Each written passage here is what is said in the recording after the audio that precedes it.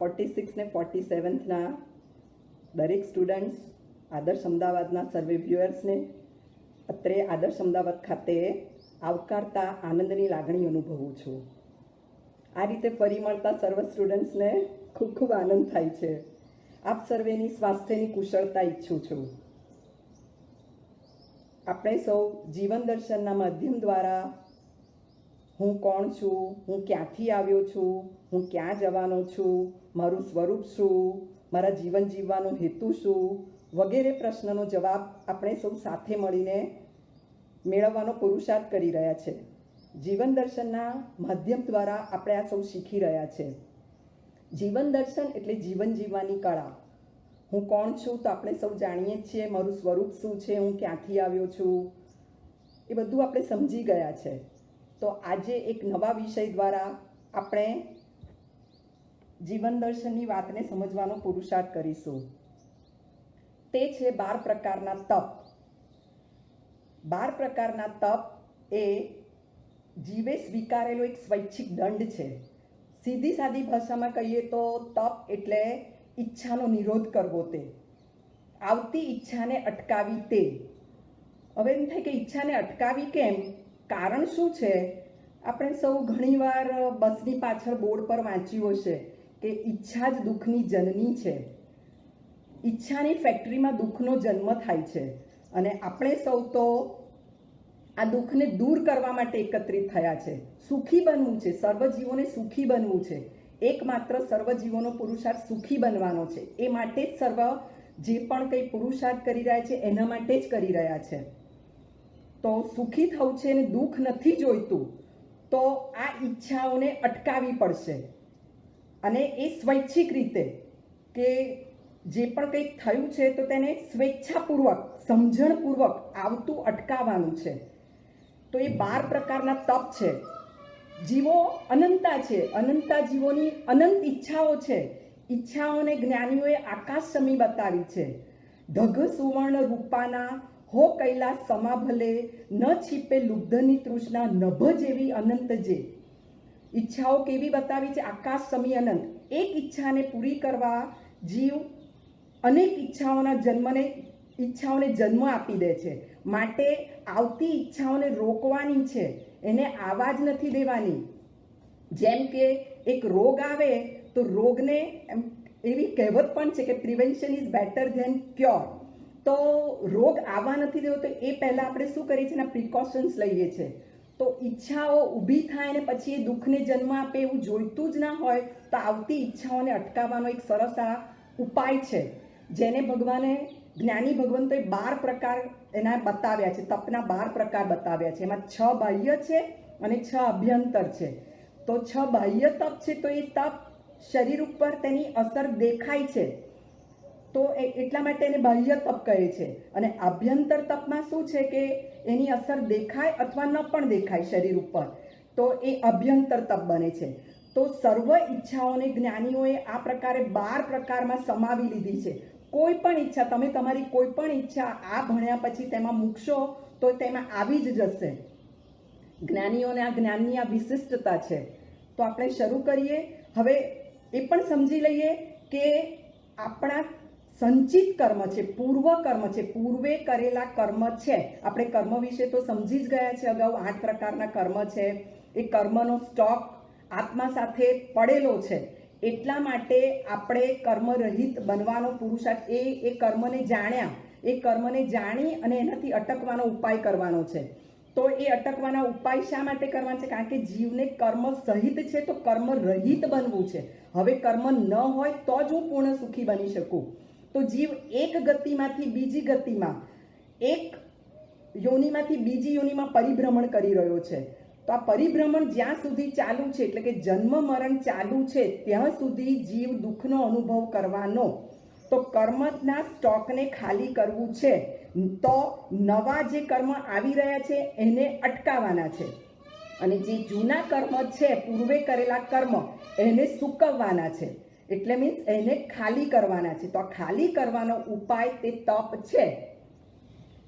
જેમ કે એક તળાવ હોય, તળાવમાં પાણીની આવક આવતી હોય તો એ પાણીની આવકને આપણે એ તળાવને જો ખાલી કરવું હોય તો જે નવા પાણીની આવક આવી રહી છે તો ત્યાં એને બંધ કરી દઈએ અથવા વાટા મારી દઈએ, ગરનાળાને બંધ કરી દઈએ તો નવા પાણીની આવક આવતી બંધ થઈ જશે.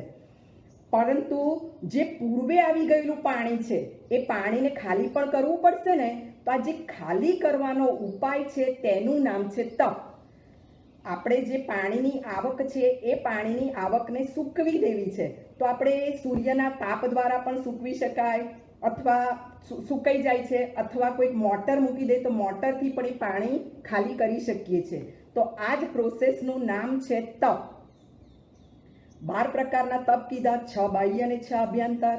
6 બાહ્ય તપમાં છે પહેલું ઉપવાસ, બીજું ઉણોદરી, ત્રીજું વૃત્તિ સંક્ષેપ, ચોથું રસ પરિત્યાગ, પાંચમું કાયક્લેશ અને છઠ્ઠું ઇન્દ્રિય પ્રતિસલ્લીનતા. આપના માટે આ બધા શબ્દ નવા નવા આવશે, પણ આ નવા શબ્દનો ઉપયોગ કરી અને ટેકનિક શીખી લેવાની છે કે હું કર્મથી કેવી રીતે રહિત બની શકું, પૂર્વક સંચિત કરેલા કર્મ છે એને કેવી રીતે હું એનાથી મુક્ત થઈ શકું. તો એ માટેનો આ ઉપાય છે. તો નવા નવા શબ્દને આપણે પણ જાણી અને શીખવાના છે. તો પહેલું તપ છે ઉપવાસ. ઉપ એટલે નજીક અને વાસ એટલે વસવું. તો આત્માની નજીક વસવું તેનું નામ છે ઉપવાસ. દરેકમાં એક એક ઈચ્છાનો નિરોધ આવશે. તો ઉપવાસમાં આવે છે ખાવાની ઈચ્છાનો નિરોધ. જીવ 4 પ્રકારના આહાર કરે છે: અસણમ, પાણમ, ખાયમમ અને સાયમમ. અસણમ એટલે ખાવાના સર્વ પદાર્થો, પાણમ એટલે પીવાના પદાર્થો, ખાયમમ એટલે મેવા, મુખવાસ, મીઠાઈ વગેરે, અને સાયમમમાં આવશે મુખવાસ વગેરે. તો આમાં બધા 4 પ્રકારનો આહારનો સમાવેશ થઈ જાય છે. તો આ ખાવાની જે મારી ઈચ્છા છે, ઈચ્છાને રોકવી તેનું નામ છે ઉપવાસ. ઉપવાસમાં સંપૂર્ણ ખાવાની ઈચ્છાનો નિરોધ હોય છે. એટલે દિવસભર દરમિયાન મારે આ 4 આહારનો ઉપયોગ ન કરવો, અથવા એમાંથી અસણમ, ખાયમમ, સાયમમનો ત્યાગ કરવો, પાણી જ ખાલી પીવું. એવી રીતે પણ ઉપવાસ કરી શકાય છે. અનેક જીવો આ ઉપવાસની પ્રોસેસ દ્વારા પોતાના તપથી કર્મનો ખાત્મો કરી રહ્યા છે. કોઈ 8 દિવસ માટે, 20 દિવસ માટે, 30 દિવસ માટે આવી રીતે પણ આ ઉપવાસ કરે છે. હવે આપણે આમાં તપના વિષયમાં એક ખાસ સમજી લેવાની જરૂર છે કે ખાવાની ઈચ્છાનો નિરોધ એ તો તપ બને જ છે, પણ જીવને જુદી જુદી, જીવ 5 ઇન્દ્રિયથી યુક્ત છે. એટલે કોઈ પણ ઇન્દ્રિયને ભોગવવાની ઈચ્છા, સંપૂર્ણ ઈચ્છા એ દિવસ પૂરતી, અમુક દિવસ પૂરતી, તો એ પણ ઉપવાસમાં ગણાશે. આપણે ફક્ત ઉપવાસનું સ્વરૂપ ખાવા સ્વરૂપે સમજ્યા છે, પણ એવું નથી. ધારો કે આજે મારે પિક્ચર ન જોવું, સંપૂર્ણપણે ન જોવું, તો એ ચક્ષુ ઇન્દ્રિયનો વિષય બને છે, અને એ દ્વારા પણ આજે મારે આ જોવાની ઈચ્છાનો ત્યાગ કરવો છે, તો એ પણ ઉપવાસ બની શકે છે. તો આવી રીતે દરેક ઇન્દ્રિયની વાત આમાં ઘટાવી શકીએ આપણે. તો ઉપવાસ કરવાથી જીવનો આત્મવિશ્વાસ વધે છે, જીવને સહનશીલતા, ધીરજ વગેરેના ગુણો પણ પ્રગટે છે. તો આવો ઉપવાસ કરીને આપણે આપણી ખાવાની ઈચ્છાનો નિરોધ સ્વેચ્છાપૂર્વક, જેને ખાવાનું નથી મળતું એ તો ખાતા જ નથી, પરંતુ જેને ખાવાનું મળે છે અને છતાં સ્વેચ્છાથી, આ સમજણથી કે હું મારી ખાવાની ઈચ્છાને અટકાવીશ તો મારા કર્મરૂપી તળાવને હું ખાલી કરી શકીશ. એક એટમ બોમ્બ છે, કર્મ એક એટમ બોમ્બ છે. ક્યારે ફાટશે મને ને તમને ખબર નથી, પણ એ કર્મનો એટમ બોમ્બ ફાટે તે પહેલાં તેને સુરસુર્યું કરી કાઢવું. એટલે સ્વેચ્છાપૂર્વક, સ્વાધીનપણે આ ભોગવી લેવું, આ દંડને સ્વીકારી લેવો કે પૂર્વે મેં કરેલા કર્મ જ છે, એનો દંડ મારે ક્યારે ને ક્યારે ભોગવવો પડશે, એ ભોગવ્યા સિવાય છુટકારો નથી. તો એ પહેલાં અત્યારે મને સમય છે, શક્તિ છે, અનુકૂળતા છે, તો હું સ્વેચ્છાએ આ દંડ સ્વીકારી અને હું જેલમાં જતી રહું, ઉપવાસની જેલમાં જઉં. તો આ જેલમાં જવાથી આ દંડ ભોગવાઈ જશે અને આ દંડથી મુક્તિ પણ મળી શકશે. તો અત્યારે શક્તિ છે, તો શક્તિનો ઉપયોગ કરીને આ તપ કરવાનો આપણે પુરુષાર્થ કરીએ તો આપણે કર્મથી રહિત બની શકીએ. અને બાહ્ય તપનો ઉપવાસ એ રાજા છે, કારણ કે ઘણી બધી ઈચ્છાઓ જે બીજા બધા તપમાં રહેલી છે, જેને તપ દ્વારા અટકાવવાની છે, એ બધાનો સમાવેશ આ ઉપવાસમાં થઈ જાય છે. માટે આપણે ઉપવાસની આ એક પ્રોસેસ છે, એમાં જવાનું છે. આપને સમજણ પડી હશે કે ઉપવાસ એટલે ખાવાની ઈચ્છાનો નિરોધ. ટૂંકમાં આપણે એક શબ્દમાં કહી દઈએ તો. અને તપ વિશે તો સરળ ભાષામાં સમજી જ ગયા કે ઈચ્છાઓને આવતી અટકાવી તે. સરળ ભાષામાં આ છે. અને ઉપવાસમાં ખાવાની ઈચ્છાને અટકાવવી તે. હવે બીજું આવશે ઉણોદરી. ઊણ વત્તા ઉદર. જુઓ, ઉણોદરી, આમાં જ એનો અર્થ સમાઈ જાય છે. ઊણ એટલે ઓછું, ઉદર એટલે પેટ. તો હંમેશા જીવને પેટ ભરીને ખાવાની ઈચ્છા રહે છે. તો પેટ ભરીને ખાવાની ઈચ્છાનો નિરોધ. ભૂખ્યા જે આપણને ખાવાનું મન છે તેના કરતાં થોડા ઓછા ભૂખ્યા રહેવું. જે ખાવું છે, ધારો કે 50 કોળિયા ખાવાની ભૂખ છે, તો 49 કોળિયા ખાવા અને 1 કોળિયાને છોડી દેવો. તે પણ શું બનશે? ઉણોદરી તપ બનશે. અથવા એક જ કોળિયો ખાવો અને 49 કોળિયાને છોડી દેવા, એ ઉત્કૃષ્ટ ઉણોદરી છે. આમ જઘન્ય ઉણોદરી, ઓછામાં ઓછી ઉણોદરી અને ઉત્કૃષ્ટ વધુમાં વધુ ઉણોદરી, વચ્ચે ઘણા બધા સ્ટેપ્સ આવશે. તો એ પણ બધું ઉણોદરીનું તપ થશે. તો જીવને હંમેશા પેટ ભરીને ખાવાની ઈચ્છા રહે છે. તો જે પેટ ભરીને ખાવાની ઈચ્છા છે તેના કરતાં કંઈક ઓછું ખાવું, તેનું નામ છે ઉણોદરી. ઊણ ઉદર. ઉદરને થોડું હલકું રાખવું. આપણને હંમેશા હોયા પેટ ભરાઈ જાય એટલે એવું ખાવાની ઈચ્છા રહે છે. તો એવી રીતે પેટ ભરીને ખાવાની આ વાત નથી. એમાં કંઈક ઓછું કરવાનું. આપણી ઈચ્છા ભલે રહી પેટ ભરીને ખાવાની, પણ એક કોળિયો ઓછો ખાવાનો. આ અનુભવ કરવાથી તપનો આનંદ લઈ શકાય છે. કરવાથી થાય છે. આ જાણ્યું, હવે એને સ્વીકારવાનું. જ્ઞાની ભગવંતોએ આપણને આ ઉપાય બતાવ્યો કે મારી ઈચ્છાઓ કરવાથી મને જ દુઃખ ઊભું થાય છે. મારે હવે દુઃખ જોઈતું નથી, દુઃખથી મુક્તિ મેળવવી છે. તો જે ઉપાય બતાવ્યો છે એ મેં જાણ્યો, હવે હું એને સ્વીકારું છું અને એ બતાવ્યા પ્રમાણે હું હવે એ આચરણ કરું. તો એ જે ઉપવાસનો ફાયદો છે, એ તપનો ફાયદો છે, ઉણોદરીનો ફાયદો છે, તે મને ચોક્કસ જ મળે. આ કરવાથી એક આનંદની અનુભૂતિ થાય, હળવાશ અનુભવાય. કારણ કે એક ઈચ્છા બીજી અનેક ઈચ્છાઓને જન્મ આપે છે. મારે ઈચ્છાથી જ વિરમવું છે, માટે મારે આવું તપ કરવાનું છે. હવે ત્રીજું આવશે વૃત્તિ સંક્ષેપ. વૃત્તિ સંક્ષેપમાં વાત છે વૃત્તિઓનો સંક્ષેપ. જીવને પોતાની ઇન્દ્રિય દ્વારા જુદી જુદી વૃત્તિઓ ભોગવવાની ઈચ્છાઓ રહે છે. તો વૃત્તિનો સંકેલો કરવો, બધું જ ભોગવવું છે. જીવને ચારે બાજુથી બધું જ ભોગવી લેવું છે. તો બધું જ ભોગવવાની ઈચ્છાનો નિરોધ એ બનશે વૃત્તિ સંક્ષેપ.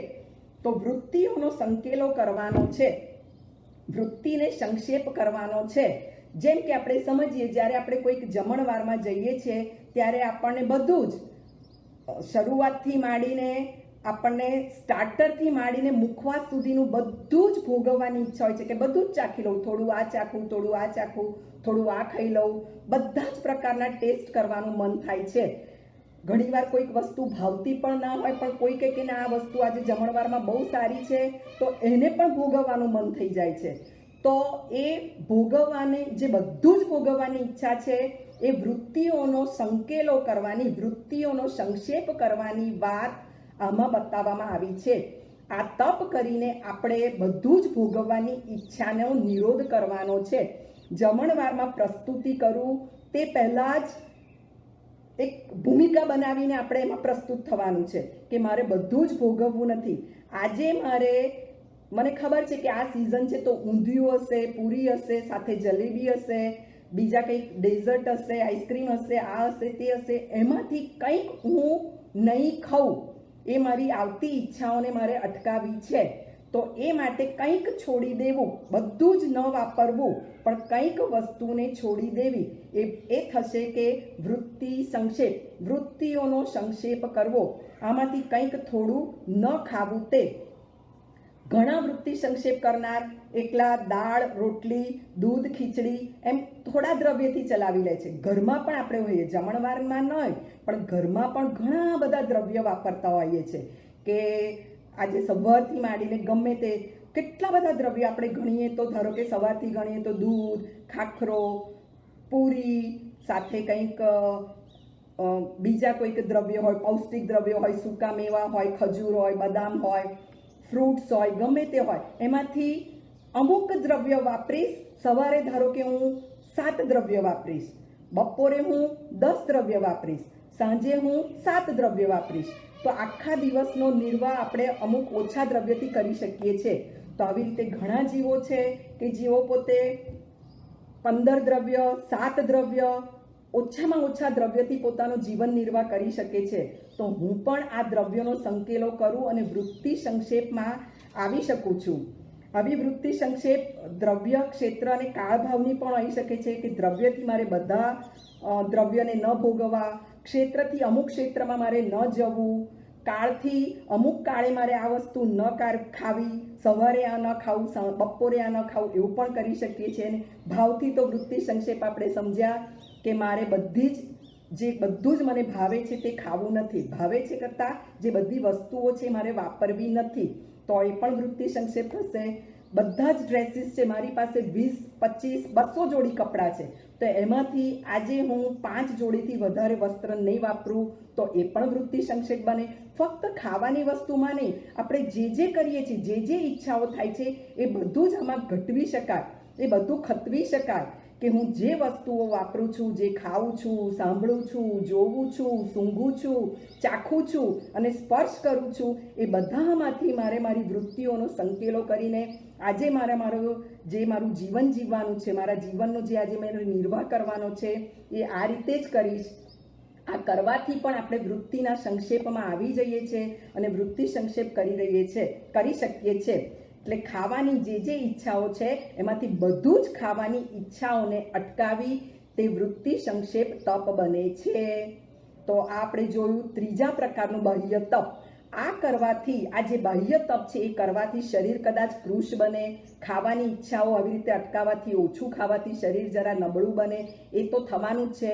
પરંતુ આપણે તો જાણીએ જ છે કે હું કોણ છું, હું આત્મા છું, મારું સ્વરૂપ આત્મા છે. તો એ દ્રષ્ટિએ આપણે જોઈશું તો આત્મા આમાં જબરજસ્ત પાવરફુલ બનશે, ગુણવાન બનશે, આત્માની શક્તિઓ વધતી જશે. એક તપ કરવામાં જુદો જુદો પુરુષાર્થ છે, પણ એક તપમાં કરેલો પુરુષાર્થ મને અન્ય તપ કરવામાં જરૂરથી મદદરૂપ બનશે. તો માટે મારે એક તપ કરવાનો, એક પુરુષાર્થ કરવાનો છે. એ તપ કરવાથી હું બીજા તપ કરવાની શક્તિને પ્રાપ્ત કરી શકીશ. તો એ રીતે ધારો કે મારી હથોટી જે તપ પર બેસે એ તપને કરતા જવાનું છે ને એમાંથી શક્તિ મેળવતા જવાનું છે. અને એ શક્તિ મેળવવાથી નવી નવી શક્તિઓ ખીલતી જશે, જે મને ને તમને બીજા જે અનુષ્ઠાન કરવા છે તપના, એમાં ચોક્કસ રીતે ઉપયોગી થશે. તો આપણે આ પ્રોસેસને પણ કરીએ અને વૃત્તિ સંક્ષેપના તપને આદરીએ. હવે ચોથો તપ છે કાયક્લેશ. ચોથો તપ છે રસ પરિત્યાગ. તો રસ પરિત્યાગમાં જે આપણે આગળના વૃત્તિ સંક્ષેપમાં જોઈ ગયા, એમાંથી જે બધી વસ્તુ ખાવાની ઈચ્છાનો નિરોધ છે, એમાંથી રસ પરિત્યાગમાં આવશે જે મને ભાવતું છે, જે મને મનપસંદ છે, મને પ્રિય છે, જેને જોતા જ હું તૂટી પડું છું, એવી ભાવતી વસ્તુ ખાવાની ઈચ્છાનો નિરોધ, તેનું નામ છે રસ પરિત્યાગ. તો મારે આવી ભાવતી આજે સવારથી જ હું નક્કી કરી શકું કે આજે મને જલેબી ખૂબ ભાવે છે, તો હું આજે જલેબી નહીં વાપરું. આપણે એમ થાય કે ઘણીવાર આવું આપણે કરવાથી સામે જલેબી આવી જાય છે, તો એ વખતે આપણે તપમાં હોય તો આપણી આવતી ઈચ્છાઓને આપણે અટકાવી શકીએ છીએ અને એ ઈચ્છાઓને નિરોધ કરી શકીએ છીએ. તો ભાવતું ખાવાની ઈચ્છાનો નિરોધ, જે મનપસંદ ખાવાનું છે તેમાંથી કંઈક ભાવતું વસ્તુ ખાવાને આપણે અટકાવવાનું છે. તો આ અટકાવવાથી રસ પરિત્યાગ નામનો તપ થાય છે. તો જે ખાવાનું છે તેમાંથી રસને ખેંચી લાવવાનું છે, એનો ત્યાગ કરવાનો છે. ત્યાગ કરવાથી હું આ તપમાં આવી શકું છું, મારી ઈચ્છાઓને અટકાવી શકું છું. કારણ કે આવવાનું તો છે, આવી શકે છે, ભાવતું મળી શકે છે, ભાવતું સાંભળવાનું આવી શકે છે, મને જે ગમે છે એ પ્રિય સંગીત આવવાનું છે, હું બેઠી છું ને કંઈક સંગીત વાગે છે તો કાન એ તરફ જતા રહે છે, તો કાનને આજે મારે એવું સંગીત નથી સાંભળવું, તો એ પણ શું બનશે? રસ પરિત્યાગ બનશે. મનપસંદ સુગંધો, આવી મારે સુગંધ આજે નથી લેવી, જે અત્તરને પરફ્યુમ મને ગમે છે તેનો મારે ત્યાગ કરવો છે, તો એ પણ એક પ્રકારનું તપ બને છે, તો એ થશે રસ પરિત્યાગ. તો રસ પરિત્યાગ નામનું તપમાં ભાવતું, મને જે પ્રિય છે, મનપસંદ છે એનો ત્યાગ કરવાનો છે, સામેથી જ એને છોડવાનું છે, સામેથી જ એનો ત્યાગ કરવાનો છે. એ તપને સામેથી આ દંડને સ્વીકારી લેવાનો છે, આવતી ઈચ્છાઓને અટકાવી દેવાની છે, તો એ બનશે રસ પરિત્યાગ. એ ચોથા પ્રકારનું તપ છે. પહેલું છે ઉપવાસ, બીજું છે ઉણોદરી, ત્રીજું છે વૃત્તિ સંક્ષેપ, ચોથું છે રસ પરિત્યાગ અને પાંચમું છે કાય ક્લેશ. જો આમાં પણ કાય ક્લેશ તપમાં પણ આ શબ્દ બોલતા જ આપણે એમાંથી એનો અર્થ તારવી શકીએ છીએ. કાય ક્લેશ, કાયાને ક્લેશ પહોંચાડવો તે, કાયાની સુખશીલતાની ઈચ્છાનો નિરોધ. હંમેશા મને ને તમને સુખ મળી રહે તે રીતે કાયાને પ્રયોજવાના ભાવ રહે છે. કાયાને કેમ સગવડ મળે તેવી જ આપણને ઈચ્છા રહે છે. તો કાયાની સુખશીલતાને ઈચ્છાને આવતી અટકાવી તે કાય ક્લેશ છે. કાયાને કષ્ટ પહોંચાડવું, કાયાની સુખશીલતા છે એનાથી દૂર થવું. જેમ કે ઠંડીમાં આપણને ગરમ સાધનો, જેમ કે હીટર પાસે રહેવું વધારે ગમે છે, સ્વેટર પહેરવું, ગરમ કપડાં, તો એ પહેરવાથી કાયાને સુખશીલતા મળે છે, કાયાને શાંતિ મળે છે, કાયાને સારું લાગે છે. તો આ બધું ન કરવું. ઠંડીમાં ગરમ અને ગરમીમાં ઠંડી, એસી ચલાવવાનું મન થાય, પંખા ચલાવવાનું મન થાય, તો સ્વેચ્છાપૂર્વક, સ્વાધીનતાપૂર્વક એનો ત્યાગ કરવો, એનું નામ છે કાય ક્લેશ તપ. બહુ સમય માટે ન રહી શકીએ તો આપણે થોડા ઘણા સમય માટે કે ચલો મન થયું છે ને તરત જ પંખાની સ્વિચ પાડી દઈએ છીએ, તો એ આવતી ઈચ્છાને થોડા સમય માટે આપણે અટકાવવાની છે, કાયાને ક્લેશ પહોંચાડવાનું છે, આ ઈચ્છાને અટકાવવાની છે કે તરત જ મને શાંતિ મળે, સાતા મળે, તો એવા એ કરવામાંથી પાછા વળવાનું છે. એનું નામ છે કાય ક્લેશ તપ. આ કાય ક્લેશ તપ ઘણા ઠંડી ગરમીથી બચવા માટે, તેમજ બીજી રીતે આપણે જોઈએ તો કાયાને કષ્ટ ક્યારે પડે છે કે આપણે કોઈ ખાવાના પદાર્થો હોય કે જેમ કે ખાખરો હોય તો ખાખરો ખાતા જઈએ અને સાથે સાથે એ જલ્દી ચવાઈ જાય, પચી જાય, એ માટે સાથે દૂધ પણ લઈએ છીએ, તો ખાખરાને એકલો ચાવવાથી કષ્ટ પડે છે, તો આવું કંઈક સંયોજન વગર પણ ખાવું, તેનું નામ પણ છે કાય ક્લેશ તપ.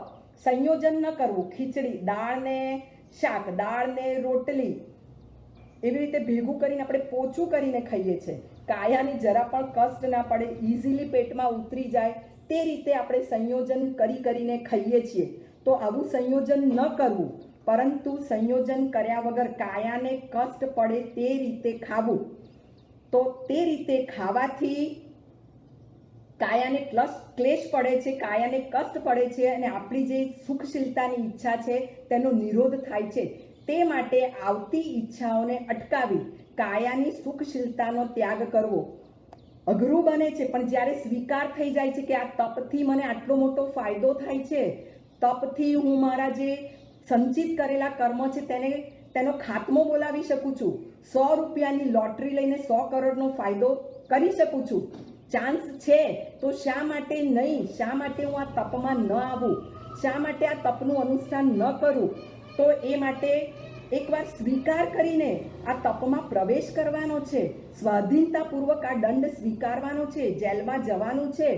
જેલમાં જવાથી, સારા કામ કરવાથી શું થાય છે? દંડ ઓછો થાય છે. સારી પ્રવૃત્તિ કરવાથી જેલરને થાય છે તો જેલર સજા માફ પણ કરી શકે છે. તો આ દંડને સ્વીકારવાનો છે. તો આ સ્વીકાર કઈ રીતે થશે? શ્રદ્ધાપૂર્વક માનવાનું છે કે ના, તપનો આટલો ફાયદો જ્ઞાનીએ બતાવ્યો છે, જ્ઞાનીએ અનુષ્ઠાન કર્યું છે, તેમને ફાયદો થયો છે, અને પછી આપણને ને મને ને તમને આ તપ બતાવવામાં આવ્યું છે, તપના વિવિધ સ્વરૂપ બતાવવામાં આવ્યા છે, અને આ તપ કરવાથી તેઓને ફાયદો પડ્યો છે. ક્રમશઃ ધીરે ધીરે આ તપના અનુષ્ઠાન કરીને તેઓ પણ તેમના દુઃખને દૂર કરી શક્યા છે, દુઃખોનું નિવારણ કરી શક્યા છે, શાંતિનો અનુભવ કરી શક્યા છે. માટે આ કાયાને મારે કષ્ટ પહોંચાડવું છે. કાયાને કષ્ટ પહોંચાડવાથી ભલે હાલમાં મને દુઃખની અનુભૂતિ થાય, પરંતુ એક ક્ષણનું દુઃખ ઘણા કાળનું, ઘણા અનંતકાળ પર્યંતના મારા બાંધેલા કર્મને ફૂસ કરી શકે છે. એ એટમ બોમ્બને ફૂસ કરી શકે છે, એ કર્મોને ખલાસ કરી શકે છે. માટે મારે આવું તપ કરવું છે, અને જે મારી શક્તિ છે, અનુકૂળતા છે, એ પ્રમાણે હું આ તપનું પ્રયોજન આદરું. આજે જ હું આ તપ કરું. કઈ રીતે હું તપમાં પ્રવેશ કરી શકું, એ સૌએ પોતપોતાની શક્તિને માપી, જોઈ, તોલી અને આગળ વધવાનું છે. પણ ચોક્કસ હું કોઈને કોઈ આ તપનું સ્વરૂપ આજે મેં જાણ્યું છે, તો આ તપમાં આવવાનો નિશ્ચય કરું, નક્કી કરું કે હું કઈ રીતે મારી કઈ ઈચ્છાઓ મારી છે, શું મને ભાવે છે, શેનાથી મને કાયને સુખશીલતા મળે છે, મારે એને આવતું અટકાવવું છે. હવે મારે આવું શરીરને સુખશીલતા મળે એવું સંયોજન મારે કરવું નથી. આવી રીતે હું એકલી રોટલી ખાઈશ, દાળ જુદી પીશ, એ રીતે હું તપ કરી અને તપમાં હું આગળ વધીશ. તો એ થયું છે કાયક્લેશ તપ. હવે આ તપમાં બીજું પણ એક આપણે સમજી શકીએ કે મારી કાયા દ્વારા જે મને કષ્ટ પડે, તો કાયા દ્વારા બીજાની સેવા કરવાથી પણ કષ્ટ પડવાનું છે. તો હવે મારે કાયાનું પ્રયોજન શેમાં કરવું છે? મારે કાયા દ્વારા બીજાની સેવા કરવી છે, બીજાને સુખ પહોંચે, બીજાને હું સાતા પમાડી શકું, એ રીતે મારે મારી કાયાને મારે વાપરવી છે. કાયાને કષ્ટ તો પડશે, બીજાની સેવા કરવી હશે, પગ દબાવવા હશે, બીજાને અનેક રૂપે આપણે મદદરૂપ થવું હશે, તો આ બધું કાયક્લેશ તપમાં આવે છે. તો આપણે સમજી ગયા કે સંયોજન વગર ખાવું, કાયાને કષ્ટ પહોંચાડવું, એ બધું જ કાયક્લેશ તપમાં આવશે. તો જીવને જે સુખ પ્રિય છે અને સાતા પામવી હોય છે, તો આવી સાતા અને સુખ જે પ્રિય છે એવી ઈચ્છાને અટકાવવાથી, સુખશીલતાનો ત્યાગ કરવાથી કાય ક્લેશ તપ બનશે. કાયાને ક્લેશ પહોંચાડવાનું છે, જે સુખશીલતાની ઈચ્છા છે તેને અટકાવવાની છે, તો આ કાય ક્લેશ તપ બનશે. હું સમજી શકું છું, આપણે રૂબરૂમાં મળ્યા હોય તો ઘણી રીતે આપણે આ ન સમજાતું હોય તો સમજાવવાનો પ્રયત્ન કરી શકીએ, પણ અત્યારે આ એવી પ્રોસિજરમાં તમે ને હું છીએ, તો આપના આંખોના હાવભાવ દ્વારા હું કંઈ સમજી નથી શકતી કે આપને આ તપ સમજાયો કે ન સમજાયો. પણ જે પણ કંઈ આપને સમસ્યા હોય તો આપ રૂબરૂમાં તો આપણે નથી મળી શકવાના, પણ કોઈ પણ રીતે મને મેસેજ કરીને ચોક્કસ તમે આની વિશે વિશેષ માહિતી મેળવી શકો અને સમજી શકો છો. પણ ખ્યાલ આવ્યો હશે કે કાયાની જે સુખશીલતા છે, એ જે ઈચ્છા જીવની રહેલી છે કે મને સાતા મળે, સુખ મળે, તેવી ઈચ્છાનો ત્યાગ તે કાય ક્લેશ તપ છે. હવે આપણે છઠ્ઠા બાહ્ય તપ પર જઈએ, જેનું નામ છે ઇન્દ્રિય પ્રતિસલ્લીનતા. ઇન્દ્રિય પ્રતિસલ્લીનતા. જીવને જે 5 ઇન્દ્રિય મળી છે, શ્રોતેન્દ્રિય, ચક્ષુએન્દ્રિય, ઘ્રાણેન્દ્રિય, રસેન્દ્રિય અને સ્પર્શેન્દ્રિય, આ 5 ઇન્દ્રિય દ્વારા જીવને જુદા જુદા વિષયો ભોગવવાની ઈચ્છા રહે છે. જેમ કે સમજીએ તો આંખ દ્વારા જીવને જુદા જુદા રૂપોને જોવા છે, કાન દ્વારા જીવને જુદા જુદા શબ્દને સાંભળવા છે, રસેન્દ્રિય દ્વારા જુદા જુદા રસોને ચાખવા છે, ગંધ આ ઘ્રાણેન્દ્રિય દ્વારા જુદી જુદી ગંધોને માણવી છે, અને સ્પર્શ દ્વારા જે સ્પર્શ છે હલકા ભારે, ઉષ્ણ, ગરમ, ઠંડો, જે સ્પર્શ છે, ફુવાળો, ખરખરો, હલકો, ભારે, એ બધા સ્પર્શને પણ માણવા છે. તો આ બધા વિષયોને જીવે પોતાની ઇન્દ્રિય દ્વારા જે ભોગવવા છે, તો પોતાની ઇન્દ્રિયો દ્વારા જે વિષયો મેળવવાની ઈચ્છા છે અને ભોગવવાની ઈચ્છા છે, જીવને આ બધું કરવાની જે ઈચ્છા છે, તે ઈચ્છાથી જીવને પાછો વાળવો, જીવને એ વિષયો જે તરફ જવાની જે ઈચ્છા છે તેનાથી પાછો વાળવો, તેનું નામ છે ઇન્દ્રિય પ્રતિસલ્લીનતા. જે મને આજે આ જીભ દ્વારા જે ખાવું છે, તે ખાવાને મારે આજે પાછું વાળવું. જે મને મન છે, અથવા જે મને ઠંડુ ગરમ ખાવાની ઈચ્છા છે, તો દાળ મને ગરમ ગરમ ગરમ જોઈએ, ચા મને આવી જ જોઈએ, તો એ છે એ જે મારી ઈચ્છા છે કે એકદમ ગરમ જોઈએ, આવો જ સ્પર્શ મને ગમે. તો આ બધું જે ગમે છે ને, એ બધાથી જીવને પાછો વાળવો કે આજે મારે થોડીક આવી ઠંડી ચા હશે તો ચાલી જશે, કંઈ વાંધો નહીં, હું આ તપમાં આવી શકું છું, તો હું આજે થોડીક આવી. અથવા જો જોઈએ છે જ ગરમ, પણ કશે ગયા તો એવી નથી તો હું ચલાવી લઈશ, કારણ કે આ કરવાથી સહજ હું ઇન્દ્રિય પ્રતિસલ્લિનતા નામનું તપ કરી શકું છું. તો આવું જ જોઈએ, એવા અગ્રમાંથી પાછા વળવું છે. ઘણીવાર જીવને એક વિષય નહીં, જોવાની જ ઈચ્છા સાથે અનેક ઈચ્છા, ખાવાના ઈચ્છા સાથે અનેક ઈચ્છાઓ રહી છે. જેમ કે આપણે સમજીએ કે આપણે જ્યારે હોટલમાં ગયા હોઈએ ત્યારે આપણે ડિનર લેતા હોઈએ ત્યારે ડિનર વખતે કેન્ડલ લાઇટ ડિનરની ઈચ્છા રહે છે કે પ્રકાશ પુષ્કળ ના હોય, ઝાંખો થોડો પ્રકાશ હોય, એવું ઈચ્છીએ છીએ. ખાવા સાથે એવું જ ગમે છે કે આવું હોય તો સારું. પછી આપણે ઈચ્છીએ કે લાઇટ મ્યુઝિક હોય. તો આ બધા કોમ્બિનેશન થયા. એક વિષયને ભોગવવા માટે જુદી જુદી ઇન્દ્રિયના બધા કોમ્બિનેશન આપણે એકઠા કરીએ છીએ. બીજા એક ઉદાહરણ દ્વારા પણ આ તપને આપણે સમજવાનો પુરુષાર્થ કરીએ.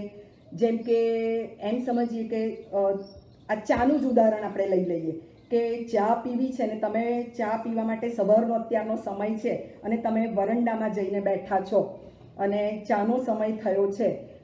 તમારી પત્ની તમને કહે કે ચા તૈયાર છે. તો આ શબ્દ તમે સાંભળ્યા, તો આ શબ્દ સાંભળતાની સાથે જ તમને જે ચા પીવાની જે તમારી વિષય ઈચ્છા છે એ શબ્દ સાંભળવાથી એ તમારા કાનને સારું લાગે છે કે ચા તૈયાર છે અને ચા પીવાનું મન છે. હવે આંખથી તમે જોયું, આ કાને શબ્દ પડે, હવે આંખથી જોયું કે ચા લઈને પત્ની આવી રહી છે.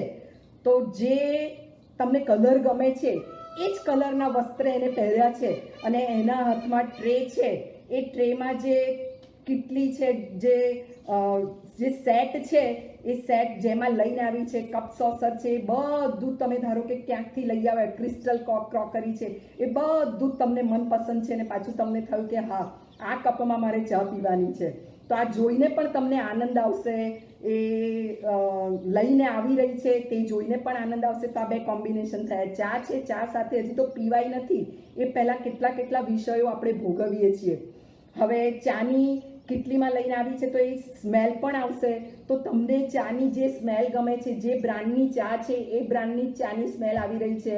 તમને આદુ અંદર નાખેલો, જુદા જુદા મસાલા હોય, ફુદીનાવાળી હોય, તો એ સ્મેલ પણ તમને આવી રહી છે. તો ઘાણનો વિષય પણ કે બરાબર ચા હજી પીધી નથી, ચાનો ટેસ્ટ પણ કર્યો નથી, પણ નાક દ્વારા આ વિષયો ભોગવાય છે કે હા, ગંધ બરાબર લાગે છે, કે સ્મેલ તો જે કડક ચાની આવી જોઈએ, મસાલાવાળી ચાની આવી જોઈએ, એ જ છે, બરાબર પરફેક્ટ લાગે છે. હવે આ બધું થયું. હવે તમે એને કપમાં એ ચા લઈ અને તમે કપથી એને એક ઘૂંટડો ભર્યો.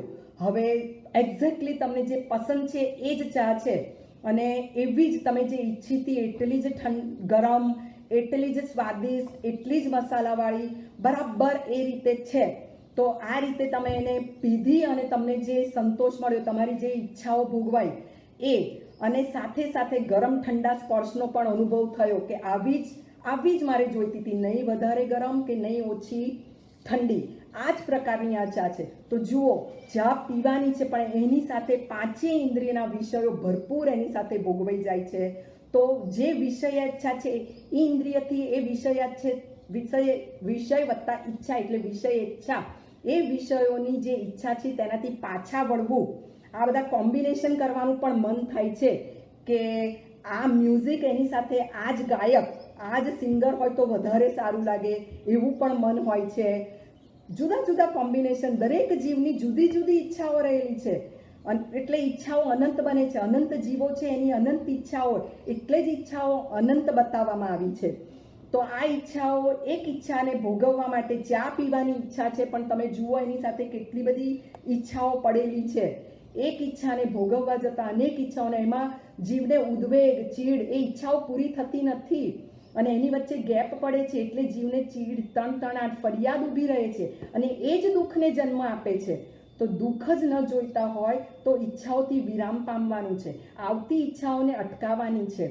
તો આ થયું ઇન્દ્રિય પ્રતિસલ્લિનતા નામનું તપ.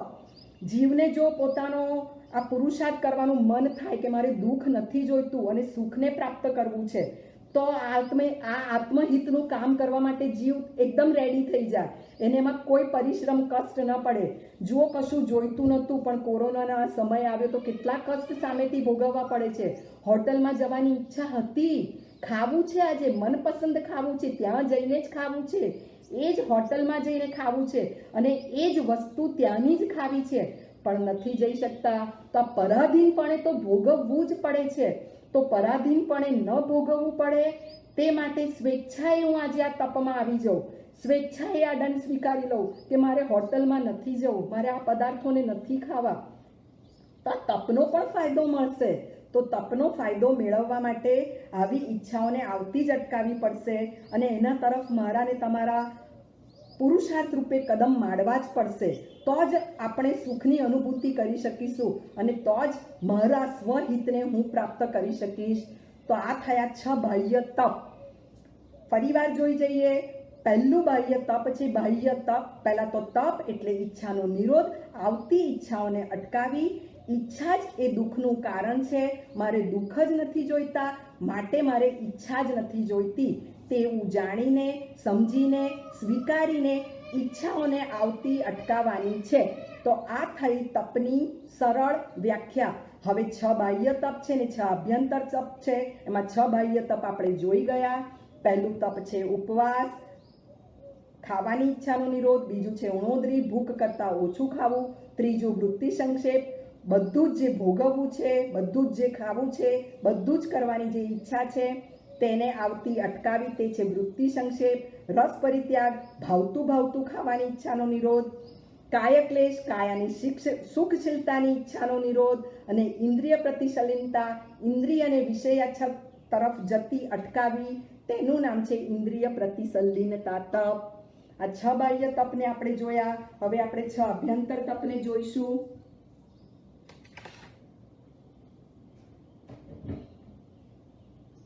પહેલું તપ છે પ્રાયશ્ચિત. અભ્યંતર તપમાં પહેલું તપ છે પ્રાયશ્ચિત તપ. આપણે સૌ જાણીએ છીએ કે ભૂલ કરીએ છીએ, પણ ભૂલને એમ સમજીએ કે આ તો ભૂલ કરવા જેવી જ હતી, આ તો મેં યોગ્ય જ કર્યું છે, ગુસ્સો આ સમયે કરવા જેવો જ હતો, ન કર્યો હોય તો ન જ ચાલે એવું જ હતું. અને એ ભૂલનો ખેદ નથી કરતા, એ ભૂલનો પ્રાયશ્ચિત નથી કરતા, એ ભૂલ રૂપે જણાતી નથી. હવે આ જણાતી જ નથી તો નિર્ભૂલ તો ક્યાંથી બની શકીશું? બનવું છે નિર્ભૂલ, સંપૂર્ણ ભૂલથી મુક્ત થવું છે. તો ભૂલને સ્વીકારવાની છે, એ મારી જ ભૂલ છે. ભૂલને ભૂલ તરીકે જાણવી તે જ્ઞાન છે. એ ભૂલ મારી જ છે તે સ્વીકારવું તે દર્શન છે. આવી ભૂલો ન કરવી, એનું એપ્લિકેશન કરવું તે છે ચારિત્ર છે. અને જ્યારે આવી ભૂલ થવાના સંયોગો આવે ત્યારે ભૂલથી પાછા વળવું તે છે તપ. પ્રલોભનો આવે ત્યારે ભૂલથી પાછા વળવું. તો જે ભૂલ થઈ ગઈ છે તેનાથી પાછા વળવું તેનું નામ છે પ્રાયશ્ચિત. એક સરસ મજાની પંક્તિ પણ આપણને ખબર છે. હા, કવિ કલાપીએ કહ્યું છે કે હા પસ્તાવો વિપુલ ઝરણું સ્વર્ગથી ઉતર્યું છે, પાપી તેમાં ડૂબકી દઈને પુણ્યશાળી બને છે. ભૂલ કરી છે પણ એનો પસ્તાવો થાય છે કે ભૂલ કરવી નથી. તો આ ભૂલથી પાછા વળવું, આ ભૂલો જે કરેલી છે તે ભૂલથી પાછા વળવું તેનું નામ છે પ્રાયશ્ચિત તપ. તો દરેક જીવને શું હોય છે કે પોતાની ભૂલો બીજાની આગળ ખુલ્લી ન પડી જાય. ઘણીવાર આપણે સામાન્ય રીતે પડી જઈએ છીએ ને ઠોકર ખાઈ જઈએ છીએ ને તોય જાણે ઊભા થઈ જઈએ છીએ કે કોઈએ જોઈતો નથી ને એમ કરીને આપણે ઊભા થઈ જઈએ છીએ. કારણ કે પડી જઈએ છીએ, પથ્થર આવે, કંઈક વચ્ચે અડચણ આવે ને પડી જવાય, એમાં શું વાંધો છે? પડી ગયા તો પડી ગયા, પણ પાછા ઊભા થઈ જવાનું છે. પડવામાં નાનપ નથી, પડી રહેવામાં નાનપ છે. તો પડી ગયા, ભૂલ થઈ ગઈ તો થઈ ગઈ, પણ આ ભૂલોને છુપાવી છે. તો ભૂલોને ઢાંકવાની ઈચ્છાનો નિરોધ, એનું નામ છે પ્રાયશ્ચિત તપ. જે ભૂલ થઈ ગઈ છે તે ભૂલોને ખુલ્લી કરવાની છે. આપણે જ્ઞાનીજન હોય, આપણા વડીલજન હોય, ગુરુ હોય, એની સમક્ષ જે ભૂલ કરી છે, લાગે છે કે આ ભૂલ થઈ ગઈ છે, દરેક જીવ જાણે છે કે પોતાનાથી એ ભૂલ થઈ ગઈ છે, છતાં પણ એ ભૂલને છુપાવે છે. આ જાણ્યા પછી હવે આપણે ભૂલોને છુપાવવાની નથી, પરંતુ ભૂલોને ખુલ્લી કરવાની છે. કોઈની સમક્ષ ભૂલોને ખુલ્લી કરવાની છે, જેથી તમે ને હું જે ભૂલ પૂર્વે થઈ છે તેવી ને તેવી ભૂલ ફરી ન કરીએ અને જે ભૂલ કરી છે તે ભૂલનું પ્રાયશ્ચિત લઈને તે આપણે ચોખ્ખા થઈ શકીએ છીએ, તે પાછા વળી શકીએ છીએ, તે ભૂલોનું પ્રાયશ્ચિત લઈને ફરી આવી ન ભૂલો કરવી તેના મક્કમ નિર્ધાર સાથે પાછા ઊભા થઈ શકીએ છીએ. માટે આ ભૂલોનું બની શકે એટલું આપણે જલ્દી ને જલ્દી જેની સમક્ષ આપણે ભૂલોનું પ્રાયશ્ચિત કરવું હોય તેની સમક્ષ જે ભૂલ કરી છે તે ભૂલોને આપણે ખુલ્લી કરવાની છે, અટકાવવાની છે.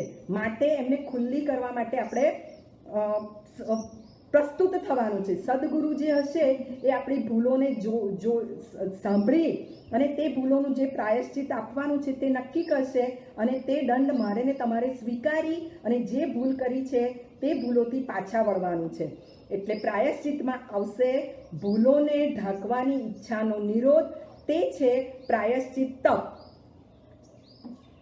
અને સદગુરુ જે છે તે દરેક જીવની પાત્રતા જોઈને, તેમની શક્તિ જોઈને તે પ્રમાણે એ આપશે.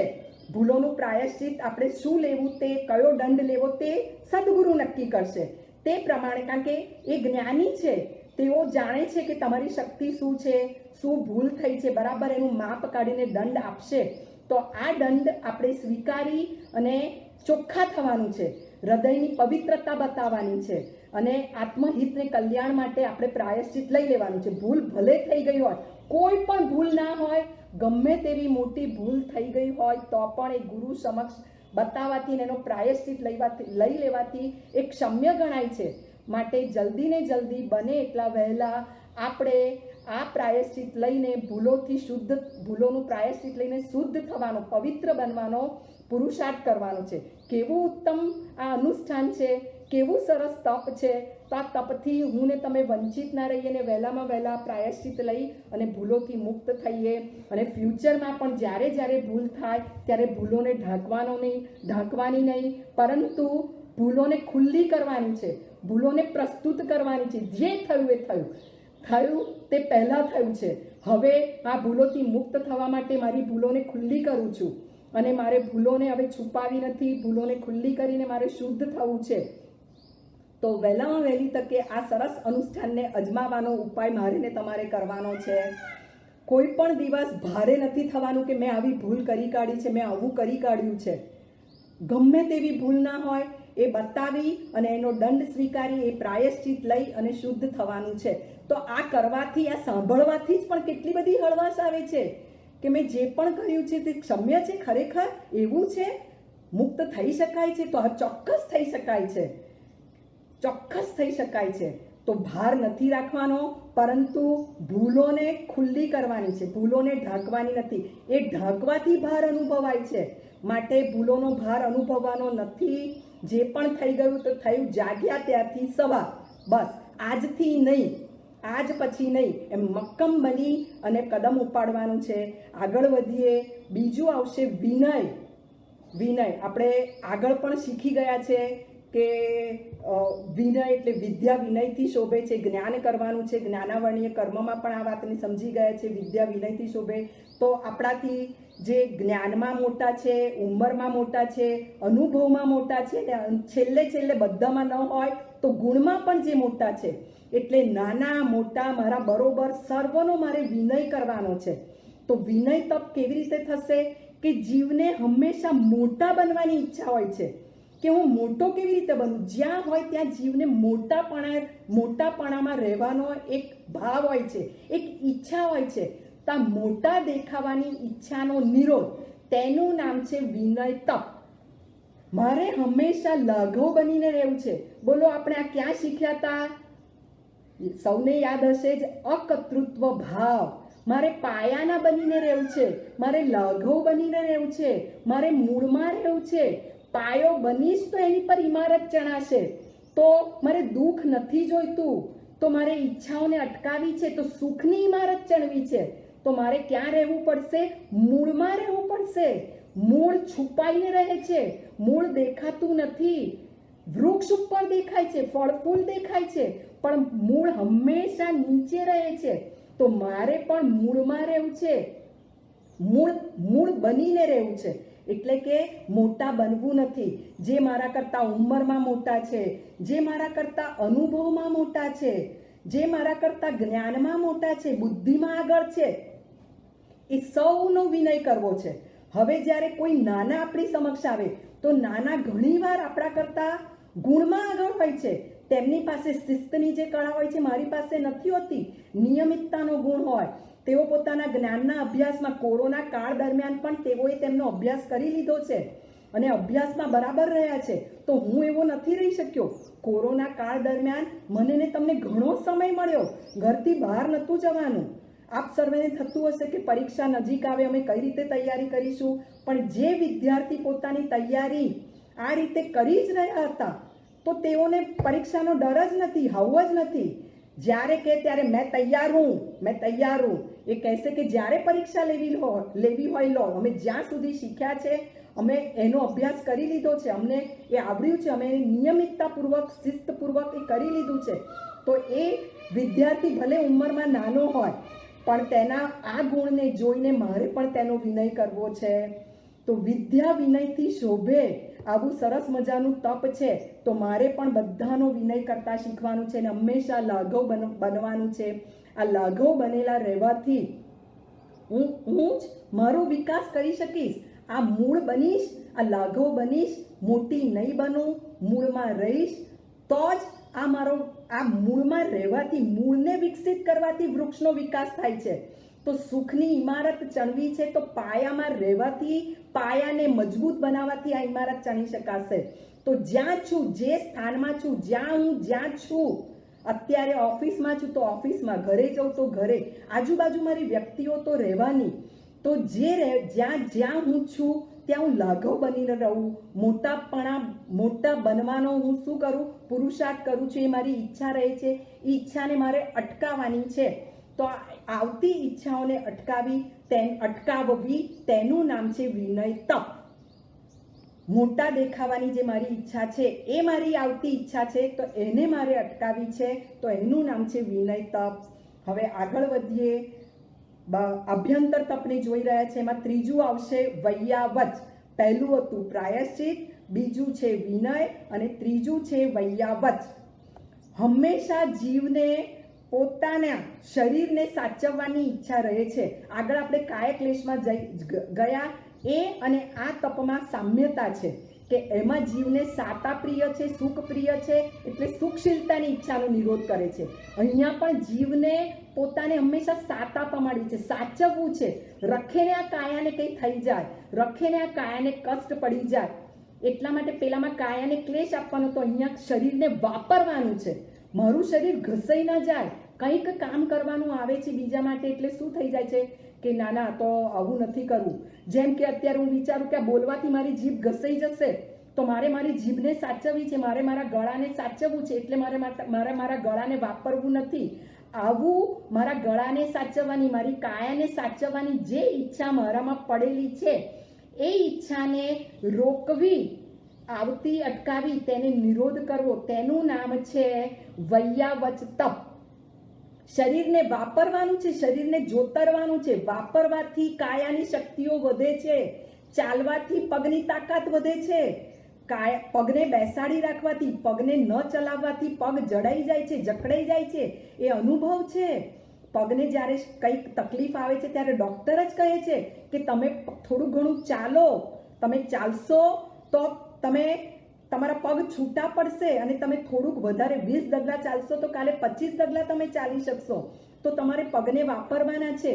આ શરીરને જોયું કે બેસાડી રાખીએ તો શરીર શું થઈ જાય? કોરોના કાળ દરમિયાન ઘણાએ કશું કર્યું જ નથી, શરીરને વાપર્યું નથી, અથવા જેણે કર્યું છે, કામવાળા નતા ને કામ કર્યું છે, શરીરને વાપર્યું છે, તો જોયું હશે કે શરીરની શક્તિઓ વિશેષ ને વિશેષ ખીલી છે. જે કામ નતા કરી શકતા પહેલા દિવસે ચોક્કસ અઘરું પડ્યું હશે કચરા પોતા કરવાનું, પણ પછી શરીર વાપરતા ગયા 2 મહિના 3, જ્યાં સુધી લોકડાઉન ખુલ્યું નહીં ત્યાં સુધી આપણે કરતા રહ્યા. પણ ખુલ્યા પછી ધારો કે માણસ આવ્યા અને કામ કરતા, પણ આપણે એ કામ જે પહેલા દિવસે નતા કરી શકતા, હવે એક આત્મવિશ્વાસ આવ્યો છે કે ના, માણસ નહીં હોય ને તો પણ અમે અમુક દિવસો તો ચલાવી શકીશું, અથવા આ કામ માટે તો મારે હવે માણસની જરૂર જ નથી.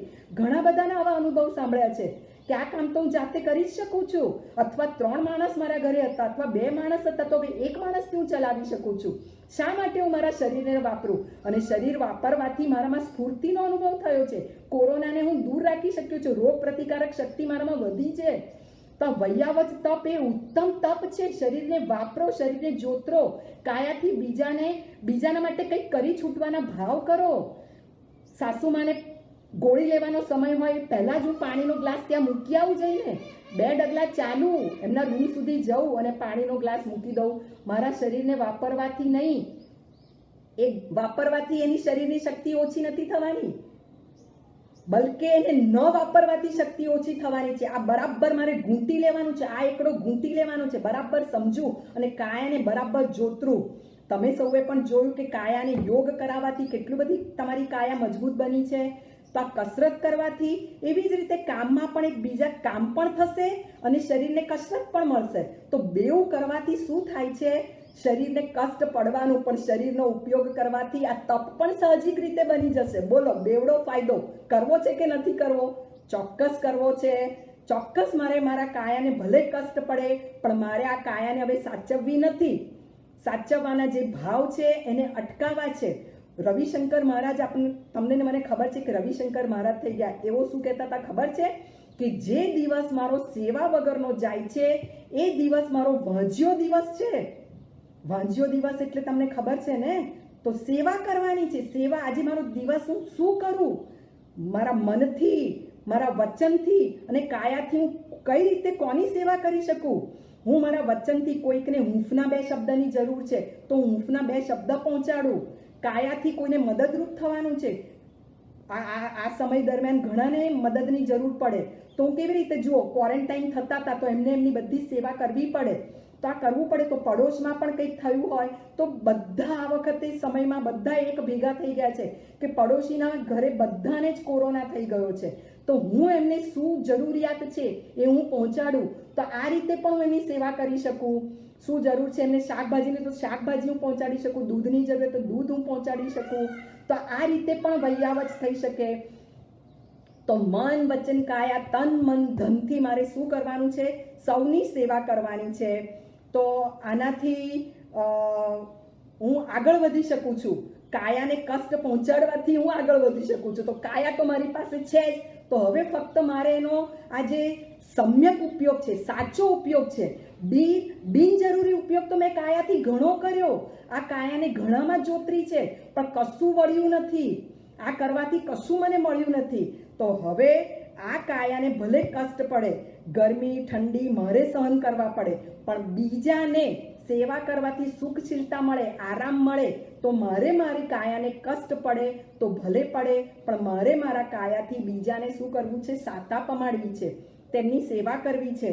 જે પણ ઘરમાં કોઈ વડીલ હોય, વૃદ્ધ હોય, અપંગ હોય અથવા આજુબાજુના વિસ્તારમાં પણ હોય તો સેવા કરવી. આદર્શ અમદાવાદનો તો ધ્યેય છે. આદર્શ અમદાવાદ સેવા કરવા માટે જ તન, મન, ધનથી ઊભું છે.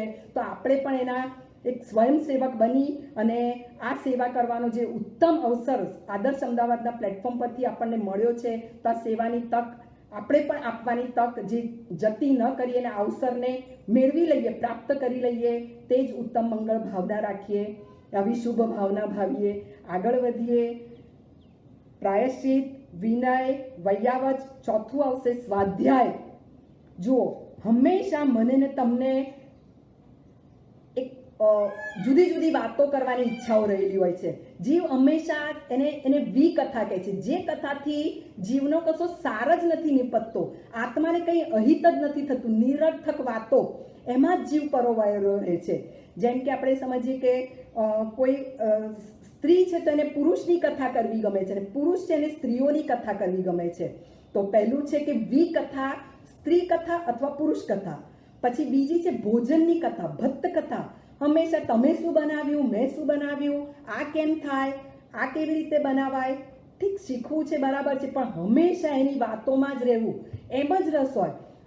આપણો દીકરો કે દીકરી પરદેશ ભણતા હોય તો બેટા તે શું ખાધું, શું પીધું, તે કેવી રીતે, બસ ખાવા પીવાની જ વાત હોય, પણ એને શું કર્યું, આજનો દિવસ કેવી રીતે પસાર કર્યો, એ કેવી રીતે પસાર કરવા માંગે છે, એના માટેની સારી ટિપ્સ, એનો દિવસ કેવી રીતે સારી રીતે પસાર થાય, એ વાત નથી થતી, પણ શું ખાધું ને શું પીધું, ખાધું પીધું અને મોજ કરી, ખાયા પિયા ઓર ખોયા, બીજું કશું ન કર્યું, તો જીવન શું થાય છે? નિરર્થક રીતે જાય છે. ખાતે ખાતે ही निकल गई सारी जिंदगी, आते जाते ही निकल गई सारी जिंदगी, घूमने फिरने में निकल गई सारी जिंदगी. શું કર્યું? બસ ખાધું પીધું ને મોજ કર્યું, અંતે જીવનને તારા જ કર્યું. જીવનનો સરવાળો આ જ બનતો હોય તો કશું હાથમાં નહીં આવે.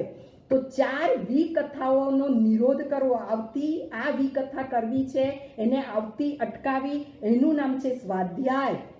તો પહેલી કથા જોઈતી પુરુષને સ્ત્રીની ને સ્ત્રીને પુરુષની, તો એ થઈ પહેલી વિકથા. બીજી ભોજનની કથા. પછી છે દેશ કથા.